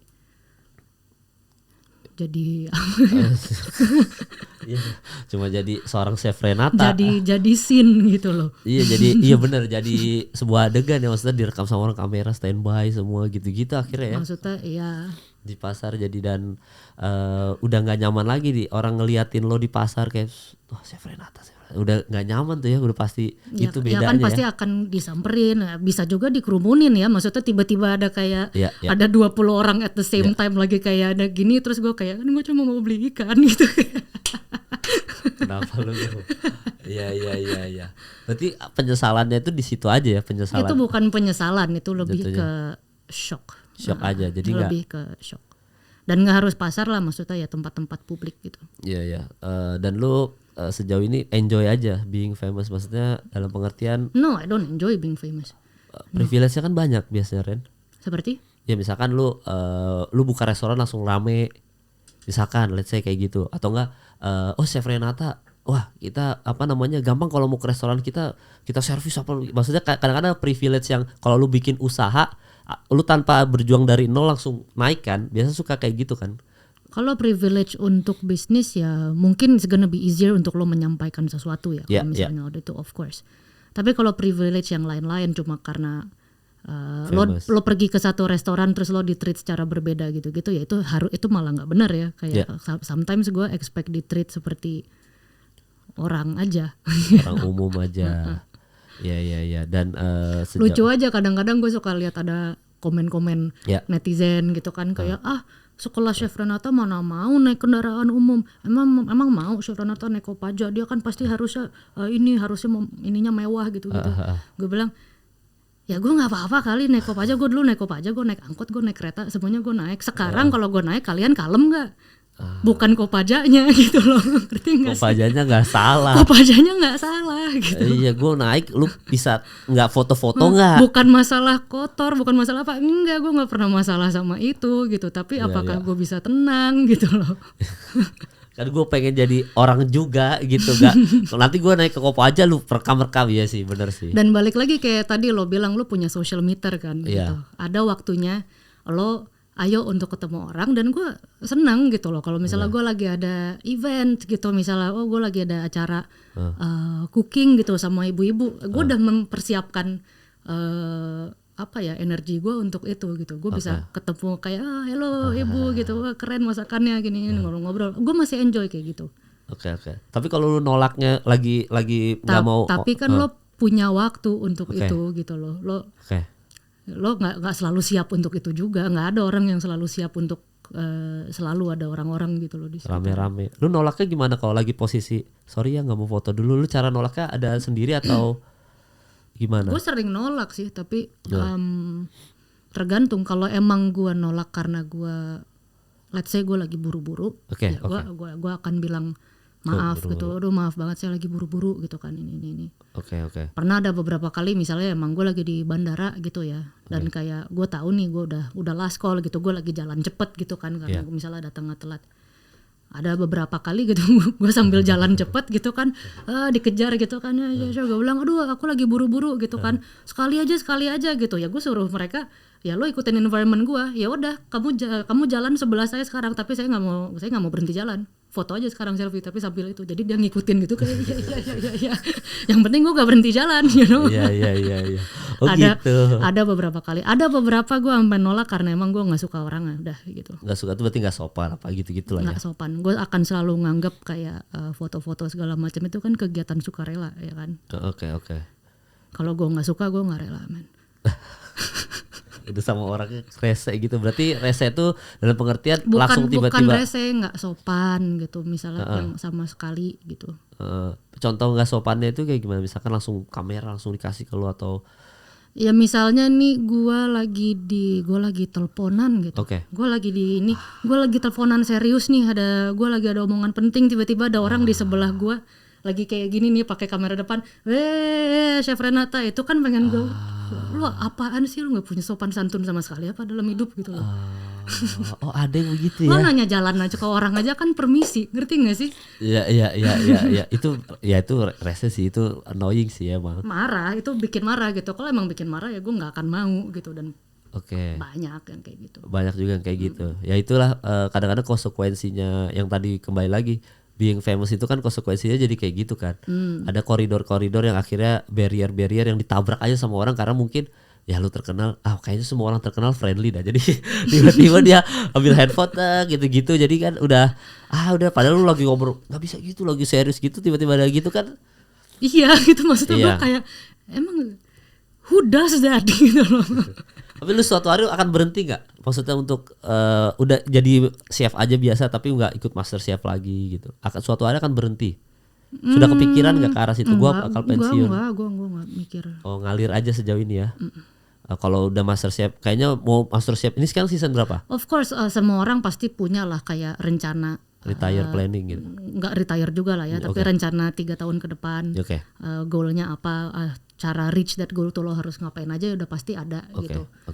Dan gue don't mind ya, kayak gue juga kepikiran, actually seru juga sih kalau misalnya gue bisa maybe share resep-resep tertentu gitu kan. Sebenarnya gue masih enjoy hal-hal kayak gituan. Oh masih enjoy? Gue masih enjoy. Bakal bikin YouTube gak lu suatu hari nanti? YouTube pribadi ya, personal, bukan YouTube brand atau YouTube apa gitu? YouTube lu sendiri Renata kalau udah lagi pensiun jadi master chef gitu di master chef terus tiba-tiba akhirnya lu share masakan lu ingredientsnya apa tidak menutup kemungkinan. Oke, bakal bikin begitu ya. Tidak menutup kemungkinan. Oke, tidak. Ya benar. Karena why not gitu loh. Tapi ya kalau misalnya sekarang gue masih sibuk di industri gitu misalnya ya emang simply gue nggak punya waktu untuk itu gitu. Ya untuk nge-YouTube sendiri. Iya, it takes time kali kayak gitu. Makanya kan itu bilang itu satu industri sendiri. Lo bisa punya cooking show, lo bisa main YouTube, lo bisa tiap hari ngonten, segala macam. That is one industry gitu. Tapi selama gue masih ada bisnis restoran, selama gue masih ada visi misi untuk bisnis yang lain yang gak ada hubungan sama industri ini ya kan, at the end waktu gitu. Iya pasti. Dan itu acara lo yang sama Chef Juna tuh yang di YouTube apa judulnya? Kisah Rasa. Kisah Rasa itu bagus banget Ren. Itu seru.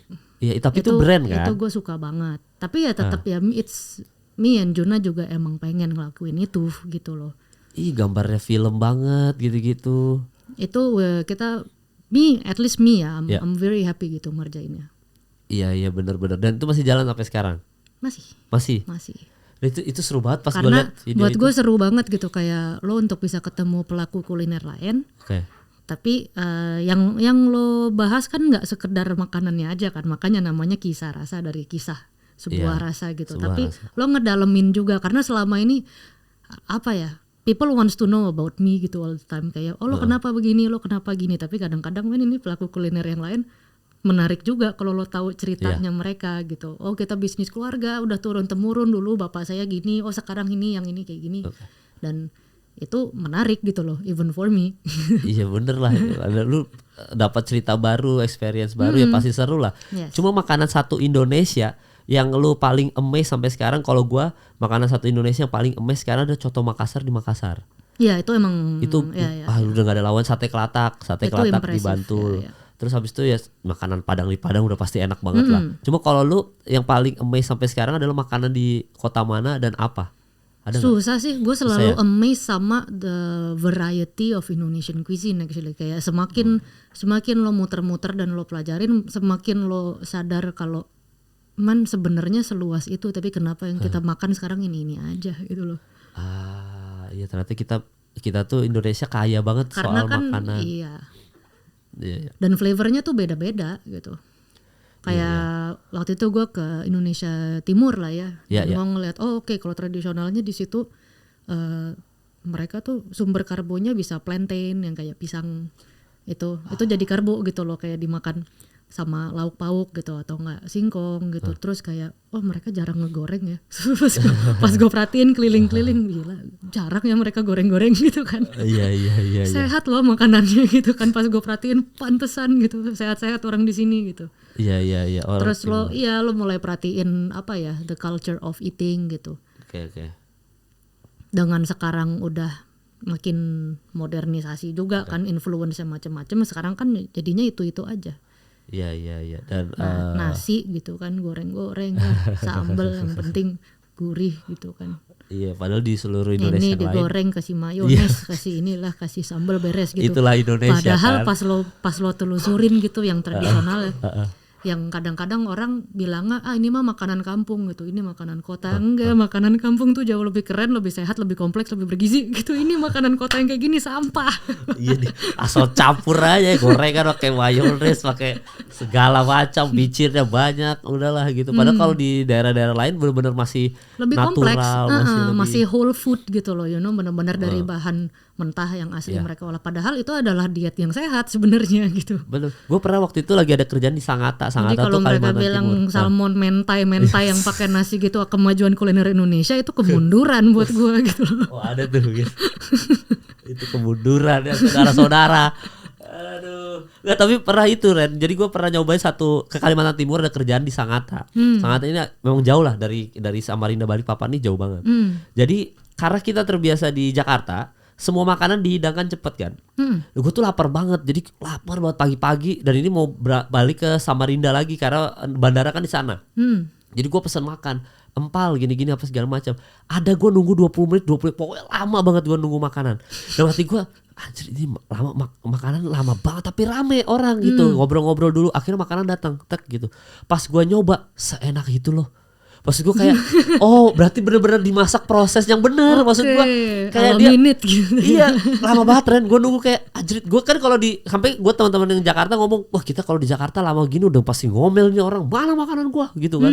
Ini kita nunggu sabar. Cuma di satu tempat itu doang di atau satu tempat itu emang rata-rata nah, lama? Gue nggak nyobain lain, tapi di satu tempat itu dan itu rame katanya favorit Sangatta ini ceritanya. Gue makan di situ masaknya lama banget. Gue karena yang anak Jakarta, maksudnya yang terbiasa tinggal di Jakarta nih kita ini, cepet gitu. Kita kan ngomel kayak anjing lama banget nih makanan nih. Aduh udah keburu mah nih apa gitu-gitu. Pokoknya segala macam bentuk omelan kita dalam hati dan ngobrol ke kita dong kayak nggak bisa nih kita kayak gini. Kalau di Jakarta ngamuk nih orang gini. Tiba-tiba makanan datang. Yang lain mah kalem kan mungkin tuh culture mereka. Datang makan kita makan seenak itu. Gue kayak anjir gue gak pernah makan di Jakarta pun kayaknya gak ada makanan yang seenak ini. Kayak homemade prepare, kayak bener-bener gue jadi ngerti. On point gitu, iya, masih fresh. Masih fresh, panas bener-bener. Jadi emang udah dimasak bener. Kayaknya nasinya pun dimasak sekarang juga gitu. Kayak wah bener-bener. Wah Ren, gue kayak baru gue ngerti di situ. Oh ternyata tuh ada orang yang kalau bikin restoran lu utamain rasa atau utamain apa, bisa ada kayak gitu kalau di daerah-daerah lain ya. Kalau lu mau rasa ya prosesnya agak lama. Ini gue berproses dulu. Tapi kalau lu mau fast food ya udah fast food aja. Maksudnya gue mungkin masak empalnya sebenarnya tuh balik lagi ke manajemen dapur sih kan. Ada beberapa makanan yang emang dia untuk dapetin kualitas kayak gini dia harus alamin. Kita bilang alamin tuh artinya dimasaknya dadakan. Iya.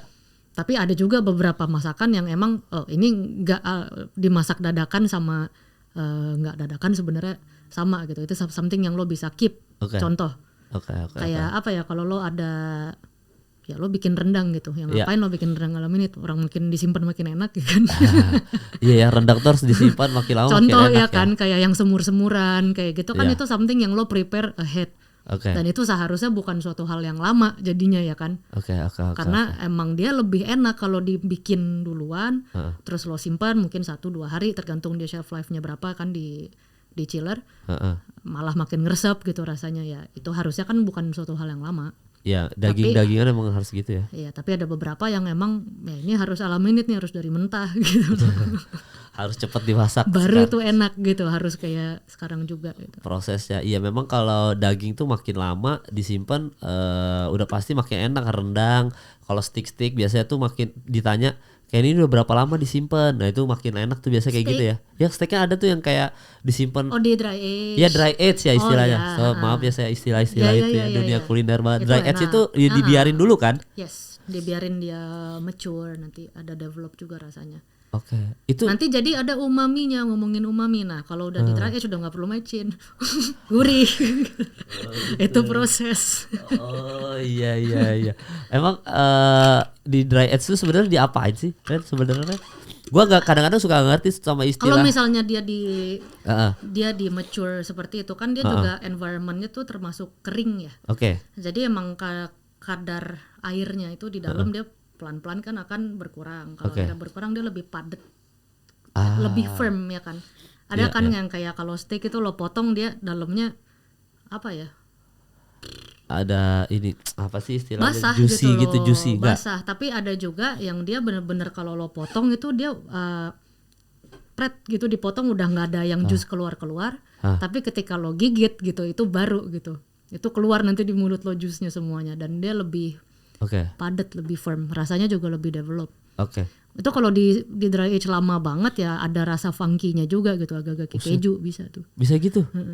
Oh berarti kalau gue kan pencinta steak nih tapi kayak keju sih, kayak keju di aging ya kan. Ada keju yang itu, terus ada satu lagi. Jadi susah kalau ditanya rasanya seperti apa ya, mature gitu, kayak lo aged cheese sama cheese yang nggak di aging sama sekali beda gitu kan. Berarti saran lu kalau gue makan steak, suka steak banget kan. Saran lu supaya gue makan steak terbaik ini rasanya keluar semua di apa nih? Gimana? Jadi pesannya apa? Dry age, cari yang dry age dulu di menu gitu.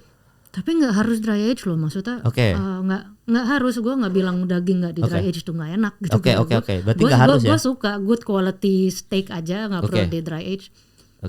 Dimasak as it is. Kalau emang quality dagingnya bagus ya bagus. Medium, biasa lu medium atau rare? Medium rare. Tergantung cutnya. Tapi antara medium rare ke medium. Medium rare. Tergantung potongannya. Kalau well done udah pasti nggak akan keluar nih rasa-rasa funky apa udah nggak ada kan, sayang ya. Oh jadi harus medium rare, tergantung dagingnya daging kayak gimana. Kalau mau well done gue mendingan jangan makan steak, tapi lo makan secondary cut yang justru dimasaknya lama gitu. Kayak lo makan brisket, makan apa ya bahasa Indonesia, sengkel gitu kan. Terus apalagi sih yang emang harus dimasak lama, yang buat semur, buat stew gitu. Ya itu kan bukan well done lagi, itu very very very well done, dimasak 4 jam gitu kan. Ada yang kayak short ribs, oyster blade gitu, oke udah dimasak 8 jam ini segala macam, itu enak juga kan teksturnya. Iya. Mendingan ke arah situ, tapi kalau emang maunya steak ya emang mendingan ya lo get a nice rare. Pink gitu. Iya, coba deh nanti gua tuh paling gak berani tuh makan medium rare sebenarnya. Takut gua lihat-lihat nih masih merah-merah gitu. Cuma gua pernah nyoba medium dan emang lebih lembut daripada medium well gitu. Tapi ntar gue coba deh medium rare sekali. Ya pasti lebih lembut sih lo kalau misalnya mikirin masalah daging ya. Kan banyak orang bilang oh kalau overcook nanti dia jadinya keras gitu. Terus nanya kenapa. Ya lo logika aja, lo ambil daging mentah, lo kunyah tuh empuk. Iya benar juga logikanya, empuk lah itu ya. Kayak beef tartar lo pernah makan kan? Iya. Ya empuk gitu, emang pada kenyataannya nih daging mentah plek empuk gitu loh. Lo masak untuk dapetin tekstur gitu kan, tapi lo mau luarnya nice gitu, lebih firm, jadi ada gigitannya tapi tengahnya masih empuk ya. Iya medium rare ya, saran lo ya. Ntar gue coba deh. Ini biasa gue medium juga enak lah, tergantung cutnya, tergantung sapinya. Iya. Paling enak sih lo tanya ke chefnya, untuk cut ini nanya gitu, berarti untuk cut ini lebih baik saya makannya apa? Iya, rekomennya donenessnya yang mana gitu. Oke. Nah ini biasa sebelum udah soalnya kita, kan chefnya udah tahu pasti kayak buat yang ini spesialitinya apa segala macam. Ini kalau yang cut ini khusus medium rare ya, ini lebih enak medium rare. Yang ini medium aja oke. Ya kalau gitu. Restoran tuh seneng tau lo tanya-tanya. Oh gitu ya? Harusnya ya, kalau mereka nggak seneng ya salah itu.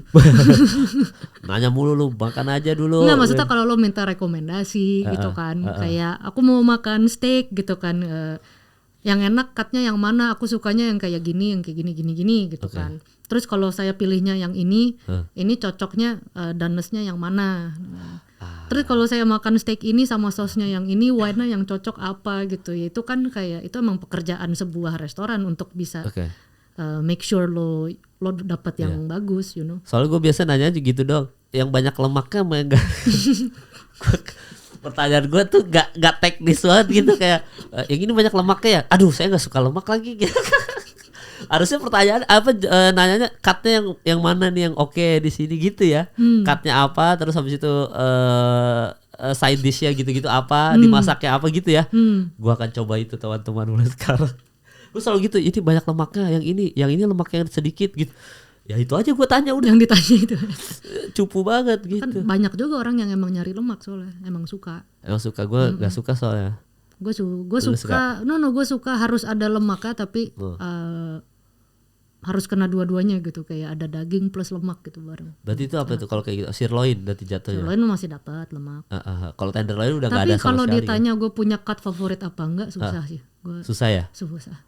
Nggak ada, lu tergantung mood aja atau enggak ya semua aja lu makan. Gue suka banget oyster blade. Kalau misalnya untuk steak gue justru suka banget flat iron tuh yang yang flat gue suka banget. Rasanya dagingnya tuh daging gitu. Coba flat iron coba gimana ya di restoran banyak kan kayak gitu, itu bagian dari dihidangkannya atau enggak? Itu kalau ya mungkin nggak semua restoran punya flat iron itu kan. Ada yang kalau ke steakhouse sih mungkin biasanya ada, tapi nggak semuanya ada. Tapi kalau emang lo beli daging gitu, lo mau masak sendiri, emang gue suka. Oke. Gue soalnya lumayan pecinta daging nih. Kan ada orang yang sukanya yang wagyu gitu, you know, yang banyak lemaknya. Emang nyarinya tekstur gitu. Kalau gue makan steak, gue nyarinya flavor gitu. Gue suka yang rasa sapi gitu loh. Gue juga tidak mencari tekstur, gue mencari rasa. Yang beefy gitu, you know. Iya. Berarti gitu ya. Berarti gue ntar coba deh. Kalau wagyu emang dia in terms of texture, it has a very special texture gitu. Oke. Tapi in terms of rasa beef gitu, itu kurang. Beda ya. Beda pengolahan. Oke, wagyu. Gue nggak suka wagyu sih, emang bukan tipikal. Kalau yang udah ke arah kayak wagyu yang A5, you know gitu-gitu. Iya. Gue bukan nggak suka ya, gue suka banget gitu. Tapi I understand kalau itu dipotongnya super thin gitu, terus lo taruh di atas nasi jadi sebuah nigiri, terus lo cuma aburi, lo cuma blowtorch kecil, lo brush pakai a very light seasoning, itu enak banget. Dan itu nggak akan kayak gitu kalau lo pakai US Prime gitu, kayak. Jadi emang ada dish tertentu yang cocok pakai itu. Oke. Ya, tapi imagine kalau misalnya gue dikasih Wagyu A5 200 gram, terus dijadiin steak dikasih ke gue, ya gue enak juga gitu loh, kayak oke, ini harganya juga enak banget itu Ren, Wagyu A5 mah. Lemak sih. Itu benar-benar selemak sampai dompet pun berlemak itu. Kalau Wagyu A5 itu, waduh 200 gram lagi, buset, begah banget nih. Ada loh orang kayak gitu, ada. Oh ada ya? Ada customer begitu tuh, ada. Ya aneh-aneh lah netizen mah, ada aja kelakuannya. Nih biasanya gue bacain komen nih, ya kan? Genre film dan musik favorit, ada yang nanya gitu loh, Ren. Oke. Genre film dan musik favorit apa lu? Musik gue suka swing, blues. Oke. Ya. Gitu Swing, berarti blues, genre jazz. itu ya. Kalau film sukanya, lu film favorit lu apa sepanjang masa of all time? Wah, gue nggak bisa nggak bisa. sepanjang masa, tiap genre beda-beda. Yang lu baru tonton tapi lu suka banget, masih nyantol sampai sekarang di pikiran lo? Gue ada satu film, ini udah lama ya, dan gue bingung banget karena gue tanya ke semua orang-orang, kayak banyak yang bilang ini film jelek. Terus gue kayak, gue suka banget gitu, kayak kenapa buat gue bagus. Oke. Apa itu? Cloud Atlas. Anjrit, lu nonton Cloud Atlas ya? Ini itu satu film yang gue kadang bingung kenapa temen-temen gue, banyak orang yang bilang it's a bad movie, tapi kayak ini gue doang nggak sih yang bilang it was a good movie gitu. Oh iya ya, Cloud Atlas ya, gue sampai sekarang tuh buat gue menarik gitu. Oh, lu nonton di bioskop? Itu enggak streaming ya? Kayaknya dulu iya di bioskop. Enggak, itu film 2012 lama ya. soalnya. Film lama itu, film lama. Oh, movies in general I enjoy sci-fi, yes. Sci-fi. Buset, yang main Tom Hanks, Cloud Atlas, ya kan? Banyak yang bilang jelek, terus dan gue bingung. Apa sih jelek itu? Coba deh. Orang bagus gitu, gue suka banget. Cloud Atlas ya, terus gue coba. Oh itu salah satunya, sama genre berarti sci-fi ya berarti ya. Musik tadi itu blues. Itu gue suka. Oke, sci-fi. Terus adventures gue suka. Oke. Nanti gue coba nonton Cloud Atlas deh yang lu tadi bilang. Drama gue nggak, kadang-kadang bosen. Drama ya? Drama. Jadi misalnya gue lagi nonton movie yang kayak sebenarnya kayak movie-nya tuh harusnya tentang something going on with the world gitu kan. Tapi terus tiba-tiba scene personal life-nya udah mulai kebanyakan tuh, gue bisa kesel gitu. Ini kenapa jadi ngebahasin marriage mereka sih? Gue mau lihat tadi alien tadi kemana gitu. Ya ada sih kayak gitu, ada aja. Yang drama-drama gue agak nggak suka, agak bosan ya. Ini ada yang nanya, kalau ini pertanyaan sama kayak gue lagi, buat orang yang suka makan ikan bagaimana caranya ya? Ya masak aja bos. Kok kenapa ada yang nanti gitu loh, buat orang yang suka makan ikan bagaimana caranya ya? Apanya? Dikukus tuh. Dikukus ya, itu dikukus. Itu juga nggak ngasih tahu ikan apa. Iya makanya dia bingung banget ya, pertanyaan cuma gitu dong. Apa caranya? Saya juga suka makan ikan. Iya makan ikan ya. Ya berarti jawabnya kayak gitu aja.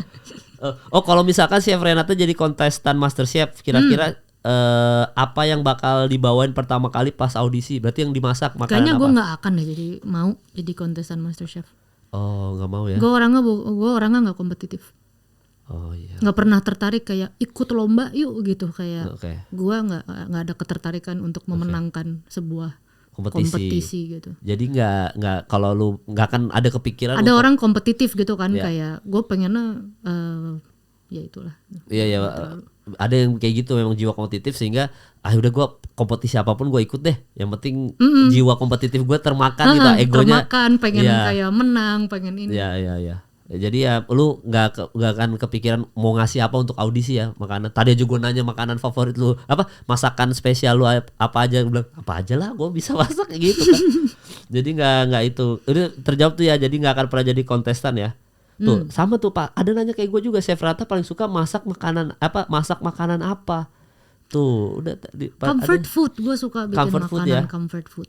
Kenapa hobi banget nyuri kulit ayam Chef Arnold? Ada komen gitu. Nando Hayaan, kenapa itu gue bukan mencuri kulit ayam ya. Oke, terus itu kan ada ayam, ada kulitnya.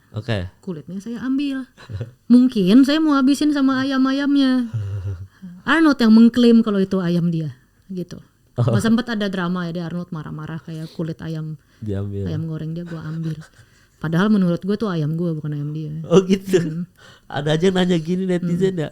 Oh jadi itu udah clear tuh ya urusan. Udah selesai masalahnya. Oke. Nah, ini ada Udah yang baikan. udah baik, oh iya kelihatan udah baik kan. Ini ada yang seru nih. Tertarik gak buat terjun main film tapi sebagai chef? Jadi film masak. Tertarik gak lu? Ini bagus nih pertanyaannya. Ini di luar MasterChef. Tadi kan lu bilang ini MasterChef nih. Tapi itu masih hubungan loh. Lu bikin syuting film tapi lu jadi chef, jadi pemeran utama, jadi chef ya. Kalau pemeran pembantu oke. Kalau pemeran utama gak mau? Oh kenapa? Capek? Atau? Ya, karena jadi pemeran utama di sebuah film. Ya itu komitmen dong, artinya lo harus belajar acting, lo harus ini ya, enggak lah. Gue nggak bisa acting masalahnya, jadi kayak gue tahu kalau emang gue mau main film, artinya gue harus bener-bener belajar acting dan gue tahu gue nggak bisa acting, gue udah tahu. Makanya pemeran pembantu aja lo ambil. Kayak lagi selewat gitu kan, itu lagi lala. Ekstras itu mah bukan pemeran pembantu. Iya.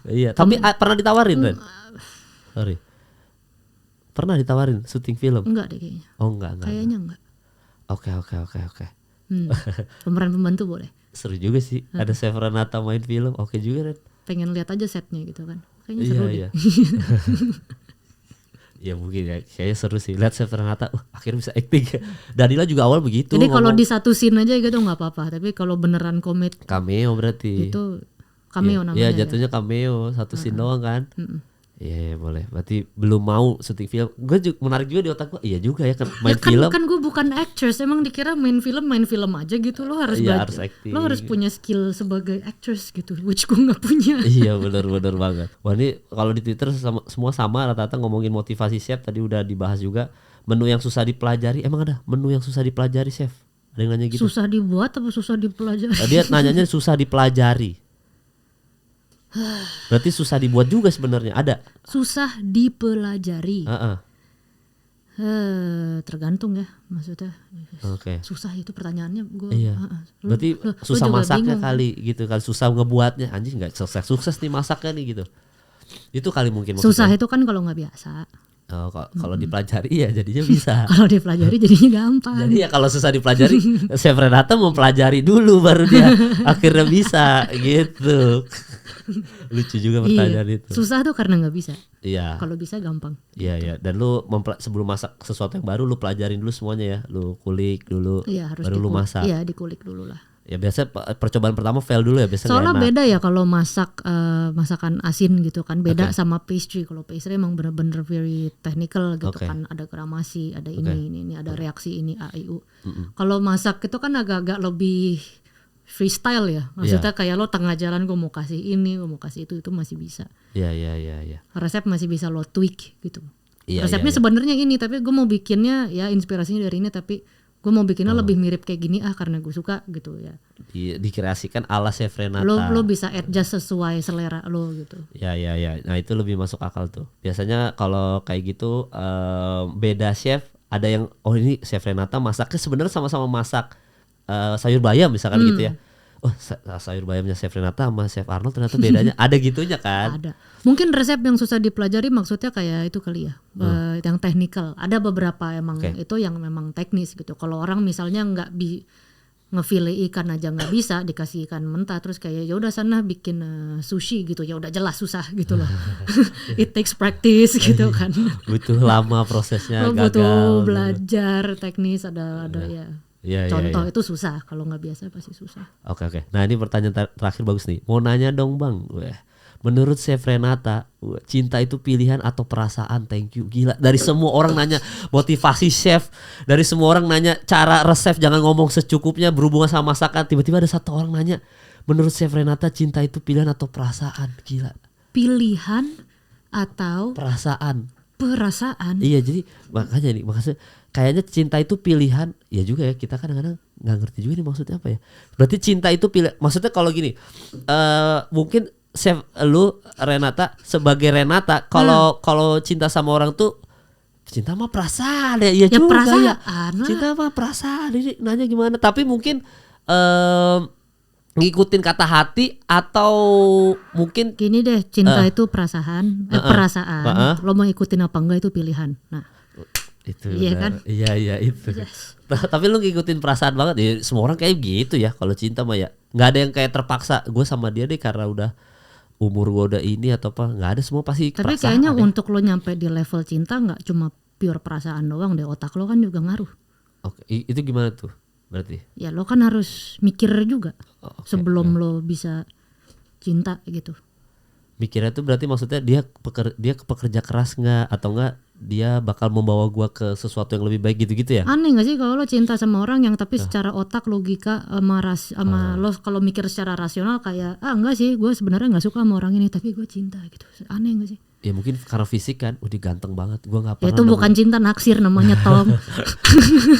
dia kan kadang-kadang gue cinta sama dia karena gua nggak pernah punya pacar secantik dia, seganteng dia Itu lagi. namanya naksir. Udah bukan cinta tuh ya. Bukan. Oke, jadi harus pikir pakai rasional dulu. Ini, nah biasanya yang lu pikirin tuh apa? Biasanya kalau dulu berpasangan itu, maksudnya dia membawa gua ke arah yang lebih baik, atau lu lihat hobinya sama, atau ngobrolnya nyambung? Nomor satu ya nyambung. Nomor satu. Oke. Apa gunanya lu punya pasangan kalau nggak nyambung? Iya benar. Lu punya pasangan tujuannya buat punya teman seumur hidup gitu kan. Iya, Imagine lo dari kerja lah apalah lo habis capek, you have a bad day, lu pulang ketemu sama pasangan lo, gila gitu. Ya lo harus nyaman. Nomor satu nyaman.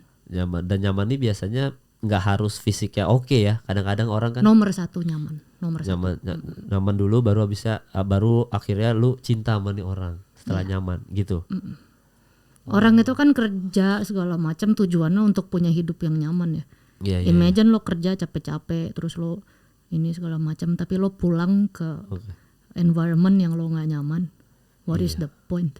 Iya. Pernah lu pernah hubungan dengan nyaman gitu, pernah dulu pas sekolah, pas apa, Hubungan nggak nyaman. pernah lu ada terjebak di dalam hubungan gak nyaman gitu? Ya biasanya awalnya nyaman, kalau misalnya kalau nggak berhasil ya karena akhirnya nggak nyaman gitu. Oke, berarti lu pas PDKT ngobrol terus sampai ini udah klik nih gitu. Minimal harus bisa ngobrol ya. Iya. Pernah dapat zong gitu, maksudnya dulu ketemu first date gitu terus zong, terus lu akhirnya nggak hubungin lagi, pernah pasti ya? Chef Renata teman-teman, baru pertama kali gak asik nih, red flag gue kayak nih. Aduh ganteng-ganteng bego lagi gitu kan. Oh ada kayak gitu-gitu ya. Ada. Oke, secara lihat di foto oke sih, coba ketemuin deh, ternyata zong gitu ya. Oke. Jadi apa istilahnya, fisik gak penting. Kosong gitu ya diajak ngobrol. Lu punya opinion gak sih gitu? Oh gitu. Aduh gila. Oh pernah ya kayak gitu, Chef. Itu ya Renata ya, lucu juga ya. Ya, akhirnya udah lu tinggal aja udah kayak udahlah. Udah gak dihubungin lagi gitu-gitu. Enggak lah. Iya, berarti kalau dari Renata teman-teman, cinta itu pilihan atau perasaan, tadi harus mengikuti perasaan dulu gitu ya, ikutin dulu ininya, alurnya. Mau diikutin atau enggak pilihan. Iya pilihan, ikutin dulu terserah lu mau gimana segala macam. Kalau lu emang udah suka sosoknya, biar perasaan lu kan yang bisa memilih aja dia lo atau suka tidak. tapi ada situasi lain yang kayak lo mikirnya gue suka nih, gue naksir ini segala macam ya, mungkin kayak mikirnya gue cinta sama dia gitu, tapi secara situasi misalnya tapi gue tahu situasinya seperti ini, dia kayak begini, dia kayak gini, ini sebenarnya nggak akan bisa jauh juga sih, ya udah gitu kan. Ya, itu jawabannya sudah terjawab teman-teman. Pokoknya thank you buat Renata sekali lagi. Udah pertanyaan sama semua tuh, udah sebagai seorang chef semuanya. Ada yang paling bego lagi, sebagai seorang chef kemarin nyoblos pemilu 0 berapa. Nanya pemilu 0 berapa, ya terserah Renata mau milih siapa, dia mau golput. Iya, mau tahu aja netizen, tapi gitu-gitu. Sisanya semua pertanyaannya sama, bisa masang gas sendiri nggak atau masang galon sendiri nggak? Bisa. Udah semuanya sama. Bisa. Makanan Prancis overrated. Makanan Prancis overrated nggak sih chef? Gitu. Overrated? Enggak juga kayak overrated ya. Tergantung sih siapa yang overratingnya gitu. Iya juga sih. Jadi tapi emang iya kan ada beberapa orang yang mikirnya kuliner Prancis adalah mother of the cuisine of the world gitu. Kayak gue nggak pernah bilang kalau kuliner terbaik seluruh dunia adalah Prancis. Gue nggak pernah bilang itu, nggak. Oke. Kayak masing-masing punya ranahnya gitu loh. Iya. Banyak cuisine lain yang very technical juga. Ada banyak teknik masak yang berasal dari tempat lain yang bukan Prancis yang menurut gue ini lebih pintar actually. Apa tuh? Misalnya negara apa tuh?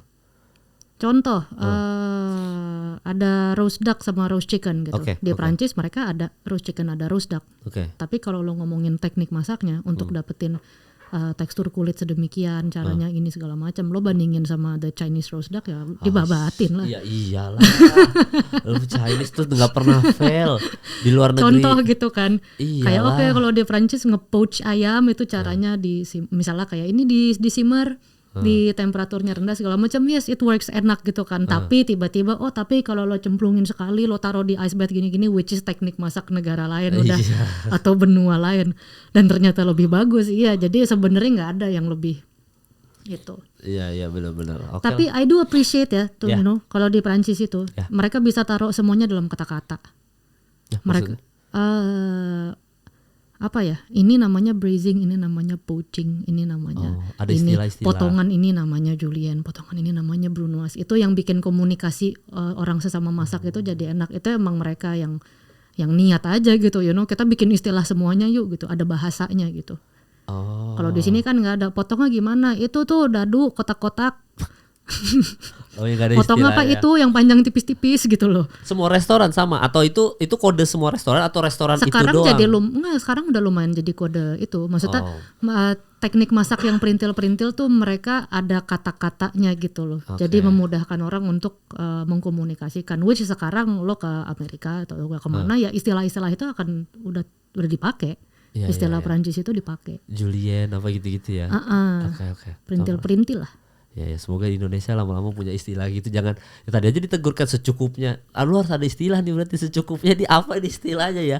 Garap secukupnya. Kita tuh pakai bahasa Indonesia kayaknya dikit banget deh. Kosakatanya. Enggak, kosakata kita tuh banyak, tapi kita orang Indonesia kayaknya kita cuma pakai 10% dari KBBI. Iya juga ya. Terus giliran orang ngomongnya bener dibilangnya kaku. Iya, makanya kan literasi kita kurang. Iya, padahal gitu. Bahasanya nggak kurang. Kalau lo buka KBBI, kalau tau nggak lo baca buku-buku sastra Indonesia zaman dulu deh, banyak banget cara melontarkan sesuatu, you know. Terus sekarang entah kenapa nggak dipakai gitu. Gue kadang-kadang gemes sih, jujur. Ya minat baca orang sekarang udah. Terus orang jadinya beralihnya ke dicampur sama bahasa Inggris gitu. Ya soalnya gue nggak tahu bahasa Indonesianya apa gitu. Padahal ada ya itunya. Coba aja lo cari sinonim gitu kan, cari-cari kata gitu.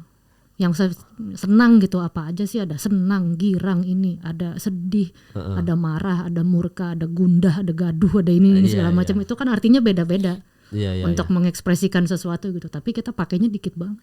Ya itulah kan memang minat bacanya, nguliknya males kita mah pakai bahasa sehari-hari aja. Kadang-kadang upgrade sendiri bahasanya, dirubah-rubah sendiri kan bahasa anak zaman sekarang. Slang-slangnya kan tiba-tiba ada orang KBBI banyak bahasa baru, lu rubah sendiri kata-katanya. Jadi kadang-kadang suka bingung gitu ya. Kembali lagi maksudnya kadang-kadang tuh kita itu sudah ya zona nyamannya dengan bahasa seperti ini apa segala macem. Jadi udah kayak udahlah gue kan banyak orang cuma kemakan headline doang, habis itu udah menyimpulkan cerita seluruhnya kan. Udah nggak mau baca. Ya udah nggak mau baca udah emang. Makanya ada kosakata gundah apa. Nah biasanya kayak gitu-gitu seniman yang pakai akhirnya. Seniman yang ngulik sinonim kata-katanya. Nih kalau seneng terlalu gue berharap sih kalau tiba-tiba bahasa Indonesia yang baik dan benar itu jadi tren gitu, kayak itu buat gue keren kalau itu sampai terjadi. Ya itu sebuah apa ya, maksudnya itu tugas pemerintah untuk bisa mensosialisasikan bahwa bahasa kita keren. Bahasa Indonesia tuh lengkap sebenarnya dipakai. Ya, dipakai. Orang bule juga harus belajar bahasa kita. Jadi kayak di Jepang, kayak di China, semuanya harus bisa bahasa Cina, harus bisa bahasa Jepang, bahasa Korea gitu kan. Kosakata gitu tuh kaya Indonesia. Makanya tergantung menteri kita bagaimana kerjanya. Yuk. Ya. Bisa yuk. Oke, bisa yuk. Yaudah Renato, thank you ya udah mau datang di podcast ini. Thank you. Buat yang nonton, thank you udah nonton. Sampai bertemu di episode selanjutnya.